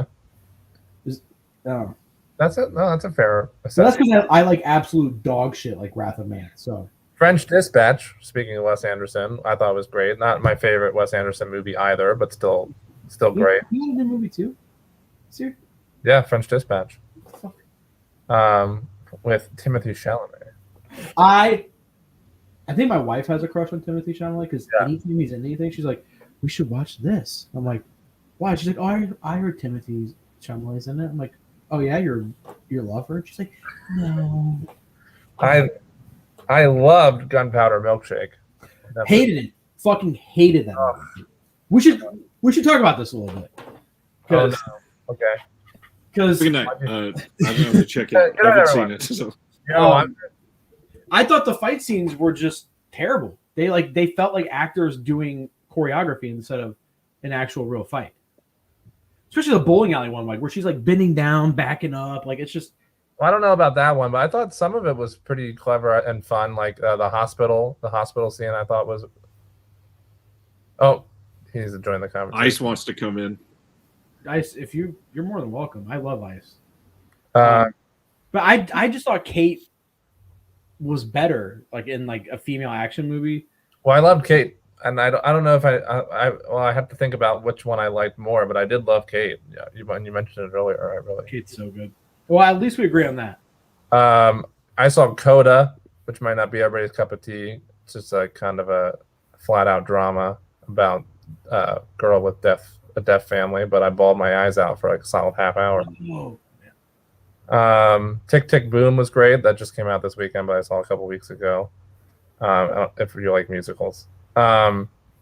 I saw an advanced screening of Aaron Sorkin's new film, Being the Ricardos, which I thought was also great. Classic Sorkin. Really? Yeah. And I thought Nicole Kidman was great as Lucille Ball, but I know she's getting shit about it. I want to know why, nerd, you couldn't stand Kate, because it's one of those movies where like the criticism, I don't see it. Like I heard, whoa, what? You're wrong. But I mean, that's a. I didn't see it. What's the comment? He said loved Gunpowder Milkshake, couldn't stand Kate. I mean, I agree about loving Gunpowder Milkshake, but I also enjoyed Kate. So I like Jeremy, both. that like scene in Kate where she's on the roof. Yeah, it's got Tokyo Ghoul blasting on one of the apartment buildings in the background. Yeah. It's like the whole. It's just such a beautiful shot. Like it is shot really well, and I will say, Kate, for all the people hating on it, I mean, very formulaic. It's just very formulaic, is exactly what I was going to say. But I mean, if you can just get past that and enjoy it for what it is, it's the same production company behind John Wick. And I love Mary Elizabeth Winstead. So do I. I think she's fucking phenomenal, and she is in her bra and panties in that movie. That's true. She is. I also enjoyed Last Night in Soho. Is that good? Last Night in Soho is one of the movies I really want to watch. I think it was a lot of fun. It's the most mainstream Edgar Wright film, I think, actually. Really? But still has the Edgar Wright flair to it. I really liked Annette, the musical with Adam Driver from Sparks that Sparks wrote and directed, the Sparks Brothers. I really liked Boss Level. Came out close. Yeah, that was a fun movie. That was really cool. fun. With my favorite actor, Mel Gibson. Frank Grillo. No, Mel Gibson. The great Frank Grillo. He's a good actor. He's got a great physicality to him, and he's really good looking. He's in so many fucking bad movies. He's done a lot of bad movies. And it makes me sad because I feel like him and Scott Adkins could be massive stars if they picked good fucking roles, but they're just One Shot. Jeremy, have you seen One Shot? I didn't see One Shot. No, it's good. It's a one-shot action movie starring Scott Adkins. It's actually good. I tend to be wishy-washy with Scott Adkins. Me too. I'm very wishy-washy with Scott Adkins. I don't even like Avengement that much. I think when he's in stuff that he's not the star, he's good. Okay. But when he is like the main draw, it's like all right, dude, you're British, cool. Some of the other ones on my list were already mentioned, like Mitchell's versus the Machines and Suicide Squad. So I'm going to end it with Malignant, which I thought was phenomenal and totally off the wall. I agree. Dude, that straight up has a really cool like John Wick ass action scene in that movie. Yeah. So Malignant, one is not the one for me, you know. Oh, we got an Avengement fan. So what's your problem with Scott Adkins? I am shocked Malignant is not getting a 4K release. Yeah, why isn't it? Yeah, why isn't it? I have no idea. Look at that. Nerd brought it up right as I did. That's coming out Tuesday, isn't it? A week from today. I think so. It's pretty soon. I think it might be coming out next week. Jeremy, you got big Thanksgiving plans? No, man. All my family is still back on the East Coast. So I really thought you were gonna be like, all my family is dead. All my family. Be like, oh shit, Jesus, I'm sorry. No holiday plans ever. You want to go over to my place? Do you want me to fly there? Yeah, I'll you for calling me Marty Lang. Yeah, he's like, I'll pay for your plane ticket so I can beat the fuck out of you. Jeremy was never heard of again. I'll be going back to Pennsylvania for the Christmas holidays, but for Thanksgiving, the kind of tradition, my roommate is actually my best friend since I was in kindergarten, and he moved out to Los Angeles with me when we moved out here 7 years ago. So all his family is back on the East Coast still too. So we're kind of out here together. And so him and I usually just go to like a buffet and a movie for Thanksgiving, which is fun. Although I don't know if buffets exist anymore in this post-COVID world. Do you ever go to the New Beverly? I love the New Beverly. I'm at the New Beverly like probably once a week at least. So fucking jealous, dude. I love that theater so much. They have so many good stuff. Jeremy, you want to answer this? Anything left in 2021 that you're really looking forward to? Sure, yeah. Here, I have a list. I have an ongoing list of ones that are already out that I still need to watch. There is one I wanted to ask you about. I don't think you've mentioned seeing this yet. What about The Black Phone? I did see The Black Phone at Beyond Fest, and I don't think that's actually coming out until next year now. That's a 2022. Right. I think it's got a limited in a couple, festivals and stuff. But okay, yeah, I saw it at Beyond Fest, and I liked it, but I didn't love it. If I'm being 100% honest, I liked it a lot. I don't know. I think I went in with different expectations because I liked Sinister a lot, and it's obviously like the exact same team. And maybe I went in expecting it to. It's not so much of a horror, really. It's kind of right. Yeah, there's a lot.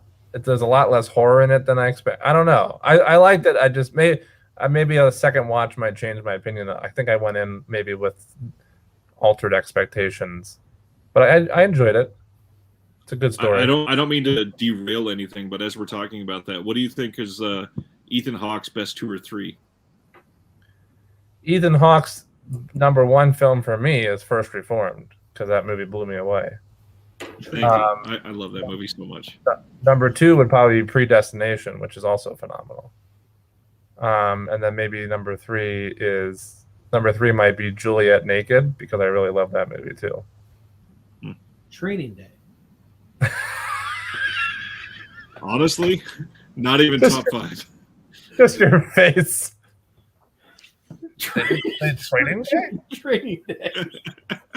I love Juliet Naked. That flew under so many people's radar, but my favorite musician of all time is Conor Oberst, and he wrote a lot of the music for that. Oh my god! Of course you're a Conor Oberst fan. Oh, no. I fucking love Bright Eyes, dude. Oh, great, man. So yeah, I love Conor Oberst. Like seriously, one of my favorite musicians of all time. Yeah, he's amazing, and he wrote a lot of the original music that Ethan Hawke's character plays in Juliet Naked. So I love that. You guys want to know what my favorite Ethan Hawke movie is? I'm not joking. No. 24 Hours to Live. Is The Purge. Daybreakers. Oh, Daybreakers is good. Daybreakers is good. Yeah. Here, I'm gonna go grab a monster. Be right back. All right, 2021. Yeah. Here's the ones that are yet to come out. Well, this one actually apparently is out, and I just can't fucking find it anywhere. So I haven't watched it yet, which is Mandibles, the new movie from, what's his fucking face? Why can't I think of people's name today? The guy who did Rubber and Deerskin. Oh, okay, yeah. And he also did Wrong. I can't remember his name right now. French director. I'm pulling it up right now. Yeah. Quentin Dupieux, or however, whatever Quentin Dupieux. I think is how you say it. Yeah, I love his stuff. Obviously, super ridiculous and avant-garde. But so Mandibles is his new one, and it looks great, and I can't find it anywhere. But it's out already. I just missed it. Rubber was great. Yeah, Rubber's great. Wrong is my favorite of his, though. It's just super fucking weird. I'm also really looking forward to Parallel Mothers, because I love Alma Devor. And I don't know. I have mixed feelings about it, but I'm going into Nightmare Alley with high hopes, just because I love Del Toro. Yep. So, there we go. I'm definitely, I know we just kind of bashed some of the more recent comic book movies, but I'm loving the trailers for Spider-Man 3 and the I agree. universes, so I'm super stoked for that. And Kingsman, I'm excited to see the conclusion of the trilogy for Kingsman. And the last one I'll say is I'm excited for The Tragedy of Macbeth, because I love the Coen brothers, even if that one is only one Coen brother. It's a Coen. It's a Coen brother movie, not a Coen brothers movie. So that would be the ones probably that I'm looking the most forward to still yet that haven't come out yet. This I guess next month. That's all we have left in the year. Somehow I am echoing. I don't hear the echo. I don't hear the echo. So then it must be me. Maybe it's because Flip left and muted. That could be. How long do you usually go on these things? Is there no time limit? You just go until you're done? No time limit whatsoever. We generally hit around 2 hours. We've gone over 3 a few times. Okay, yeah, we're getting close. And December is going to be a big one. To kind of hint at that for everybody, we're going to be going over things like best boutique labels, best standalone releases, top 10 of the year, all kinds of stuff for December. Oh, dude, December's gonna be great. I'm so excited for December because I love talking about something I like, which is why I like. You know, I want to say I'm thankful for Ryan's friendship, because Ryan is a good dude. No, for real, we have a lot in common, a lot of stuff that I don't think any other people could just understand. You know, so I'm very thankful for Ryan's friendship. I'm thankful for Jeremy's backhanded compliment as well. And I'm thankful for Flip because I found Flip gave a lot of great picks today that I'm going to be getting. Flip and I agreed on several things. And I am actually excited to see Benedetta. which I missed too. during. It was at Beyond Fest, and I missed it because the sexy Was Black it? movie? it was at Beyond Fest, but I was going to another Yes, it screening is. the same night that I already had tickets to. So I I'm missed. excited as well. Yeah, I didn't realize it played Beyond Fest, huh? Yeah, Flip and I both like Bright Eyes, so Flip is a friend for life, no matter how much she hates me for I don't hate you at all. It's just pointing out the obvious. I was overreacting. If you watch this enough, you'll know that I overreact. One is because I'm Italian, so I start to do it, and then I have to like pull back a little bit because I think it's too much. I see the look on Ryan's face where he's like, oh, I'm fuck. also thankful for Ryan's friendship as well, to echo Flip, because Ryan will tell you that I bother him on almost a daily basis with so many fucking questions about all kinds of stupid shit. Ryan's a good dude. Ryan is a good dude. He is a good dude. I'm present. We shouldn't be talking about this. Oh, well, Ryan fucking sucks. So I'm just kidding. Jeremy, what's your favorite underappreciated Connor Oberst project? Such a specific question. Yeah, I hope people in the comments can appreciate that. Great question. I guess because Better Oblivion Community Center is not really underappreciated, and that's current. I wouldn't say it's underappreciated, and neither is Bright Eyes, and neither is his solo stuff. So I would say he honestly just came out with this new project, Dolores Diaz and the Dolores Diaz and the something club, which is great. They're just doing like a bunch of oldies. I really like Desaparecidos. Yeah, Desaparecidos is great. That's what I was almost going to say that. Actually, what I will change to is the first band he was ever in with Tim Kasher from Cursive.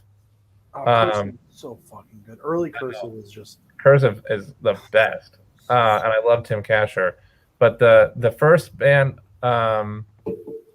because they were both very young. They were both teenagers because of course they're both from Omaha, Nebraska. And what was that? What was the fucking? I have the album. It was Commander Venus. I would say that's my answer to your question. Underappreciated. They only put out one album, and it was like forever ago. But you know what's funny is that like I noticed like about your taste is that you have like you like a lot of like I don't want to say like highbrow movies, and your music taste is obviously kind of highbrow too. Me, it's the opposite. It's like I like sad boy music like that, but then I cannot stand fucking like anything highbrow like remotely. I just watch trash movies all the time. Oh, so music you like highbrow? Yeah. Well, except for Seven Samurai because I got that tattooed, which I guess is. But yeah, I would say sad boy emo is or sad person because I love a lot of the new sad music too, like Julian Baker. And dude, I just discovered that. I posted about it. I was driving home from I was at the gym when I found it. Julian Baker is my spirit animal, and I fucking adore her and with every being of my body. Dude, I was at the gym lifting weights and crying. Like, yeah. Like listening to Rejoice and getting a good pump is just I can't even imagine that experience. It's an experience, man. I was like she's amazing. I've seen her live a bunch of the first time I saw her live, she actually opened for Connor Oberst on tour, coincidentally. And I never had heard of her before. And I'm just like, who is this fucking angel on stage with just a guitar in front of all these people? She sounds just as good live. She sounds amazing live. And I saw her just recently, actually, like maybe like 2-3 weeks ago. She was at the Wiltern on her current tour here in Los Angeles. And that was maybe my 5th time seeing her. Boy Genius is great. Yeah. Someone commented on that post. Was like, listen to Boy Genius, and I was like, fuck. Julian Baker. So there's this band that I was kind of a part of in high school called Tomato Face. And it was just a little it was a bunch of friends of mine and in this little town in Pennsylvania that I was telling you about. And when we all split up to go to college, I stayed in Pennsylvania. I went to Penn State. two of the members went to the same college together in Nashville, Tennessee. Actually, technically Murfreesboro, Tennessee. I forget the name of the college. But turns out that it's the same college that Julian Baker went to for music, because it was a music college specifically. And I had no fucking clue and so 1 year, because I've been out here for 7 years now in California, and one of the earlier years that I was back in Pennsylvania for the holidays, I was talking to my friend Jake, who's the drummer of Tomato Face, and Tomato Face continued in Tennessee when the two of them went to college there. It was just bass and drums, the only two instruments in the band. And I was talking to my friend Jake when I was back in PA, and he goes, somehow Julian Baker came up in conversation. Maybe it was when I just discovered her or something. And he's like, oh my God, everybody's fucking talking about Julian Baker. And he's like, why are people only realizing this now? He's like, I went to college with her. And I'm like, what? And he's like, yeah, he's like, she went to the blah, blah, blah, whatever the hell the college was called. And he's like, and she had a band in college called the Star Killers. Yeah, I listened to that album. It's a great album. And Tomato Face did a ton of shit ton of shows with Star Killers in and around the Murfreesboro, Nashville, Tennessee area. And I'm like, are you fucking kidding me? I said to my friend Jake. So cut to like 2 years later, I see Julian Baker live for maybe the third time, but I think the first time since that conversation with Jake. And I get to meet her after the show, and I'm like, I'm not sure if you're going to remember this, but I was part of this band from a long time ago called Tomato Face. And she's like, shut the fuck up. That's awesome. She had called her friend over. She's like, Camille, Tomato Face, come here. It was a big fucking ordeal. She loved it. I talked to her for a long time after the show. It was great. That's awesome. But she's a dream. I love her. She's great. I love the coincidence of Jeremy bringing up Julian Baker the week we just talked about her on Facebook. Yeah, that is wild to me. Yeah. Fucking weird. Maybe I'm gonna die or something soon, because that's like a weird coincidence. I don't know. Maybe. What's Artie Lang's life expectancy? If he's alive still, then I'm gonna live forever. Okay. Yeah, he's somehow still. I don't do cocaine, but I drink more. These. And I don't know how that happened. Cancer is how that happened, unfortunately.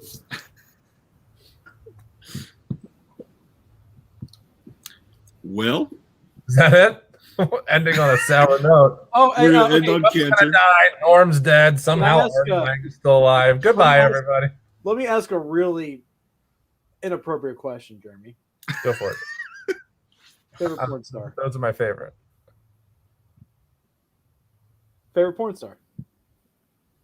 Favorite porn star? Yeah.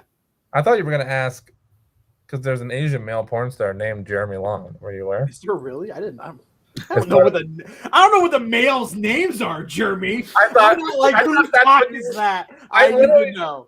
I thought your question. I thought maybe you did some research on me or something, and your question was about the Asian. Is this your cock? And I just pull it up on screen. Like, no, mine's a lot lighter. That was and not pixelated.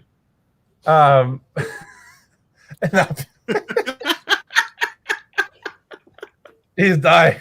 You made me spit monster out of my fucking nose. It's part. It's. I've gotten the question so much that's become part of my stand-up.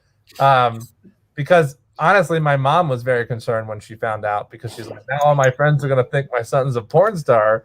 I said, I think you should be more concerned that all your friends are watching Asian male porn.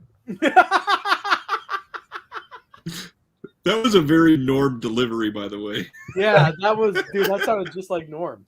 Honestly, if I was the fact of the matter is, if I was a porn star, my name would be something more like Jeremy. You know, the problem with Asian male porn is after you're done getting off to it, an hour later you're horny again.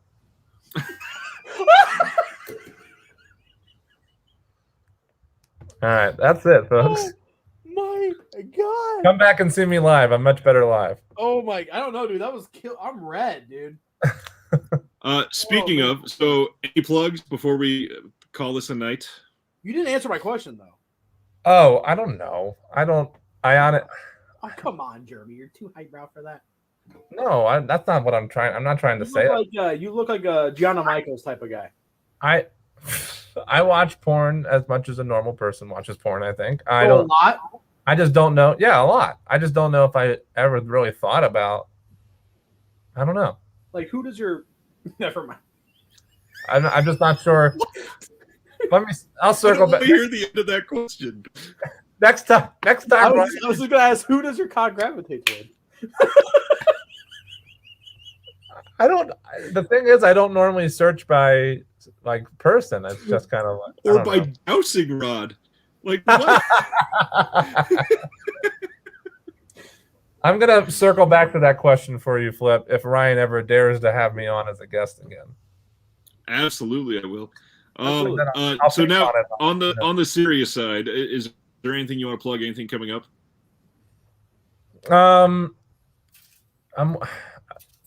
It's the holidays, so there's honestly not a lot going on. Yeah, it's a slow time. I am working on a new script for a feature. The idea is once you get a movie out there, it's easier to make another one, which is not true at all. But hopefully I can get this next one made once I'm done with it. Maybe with the power of the Netflix clickbait, they'll think it was me and I can get my next movie made. So I'm working on a new script. And I do have one final show before the end of the year. If anybody happens to be in the Southern California area, I'll be at the Federal Bar on December 3rd. Do you have an album or something or anything? It's long. I was supposed to have an Amazon Prime comedy special, and that got cut. But that's a story for another time, or I can tell you guys in private. But this one little group, Fireside Comedy, did decide to put out a little audio. It's a short. It's only 15 minutes, so it's not like a full length comedy thing. But they put out a little thing just recently. They came to one of my shows and recorded it live. But no, nothing really super official yet, to be honest. That Amazon Prime comedy special, which I shot. I did the whole fucking thing. It was the whole fucking thing. It was live. It was great. It was a fucking car picked me up. I went through hair and makeup, and Jesus. I crushed it. I bought a super expensive outfit that I kept all the tags on and returned the next day, and but it never made it to air. And I have a reason why that I won't tell right now. But it's because I pulled my medium-sized cock out and came all over the audience just for Flip. I didn't even know him back then. While it happened, he yelled, "I'm Jeremy, eh." I'm Jeremy, eh. No, it's a really stupid reason actually, but I can tell you another time. Did you not? You don't retain the rights or anything like that? There's no way that you can come back and release it yourself. At best, no, I can't. It was. Did you get paid for it at least? I did get paid. Hell yeah, brother. It was part of I should specify that it was part of a series. Amazon. It does exist on Amazon Prime. You can watch it. I'm just not in it. It was called My First Comedy Special. So what it did was like each episode was focused on a new kind of up and coming comic, like showcasing their one special, and they were all short. So instead of like an hour long special, we're talking like 20, 25 minutes. And so each episode was a new up and coming comic, and I was supposed to be one of those, and I got cut from it. So if you type in Jeremy Long, the first thing that pops up is Jeremy Long obituary. Cool. So I don't know how you feel about that, but Jeremy, thank you. Everyone, go follow Jeremy on Instagram where he has 41,000 followers. I just followed him. Thank you. Jeremy, you're hilarious. Thanks, seriously, buddy. And I mean that with all my heart. You're fucking hilarious. I appreciate it. And I got it. You're a Sarah J fan. You look like you love Sarah J. I will not confirm nor deny. I will say I prefer kind of like cute nerdy look than like the fucking. You don't like some nasty fat bitches. I didn't say anything about weight.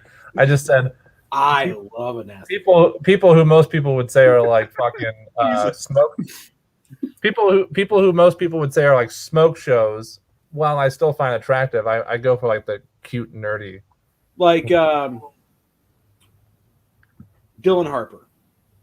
By the way, I love that my subscribers have exploded the last 2.5 days, and now everybody's chiming in going, "Oh, favorite porn stars. That's what this channel's about." Got it.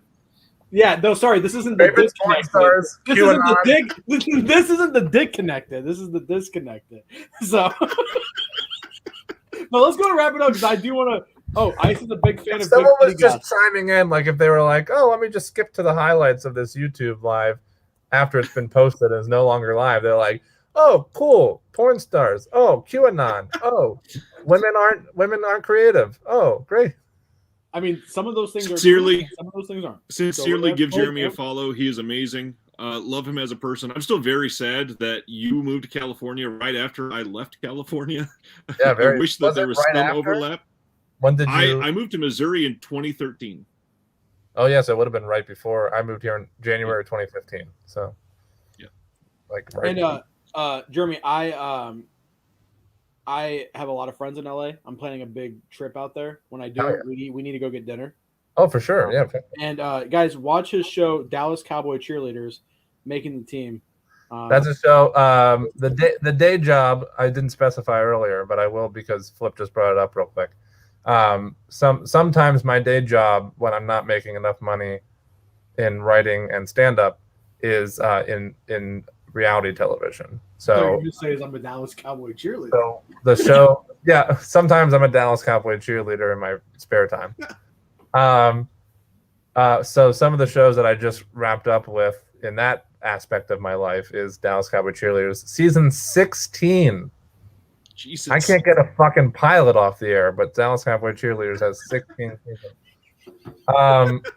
Buddy versus Duff, which is a baking competition show on Food Network, is another one I just wrapped up, and they're both fun shows if you like trashy reality television. So thanks for hanging out.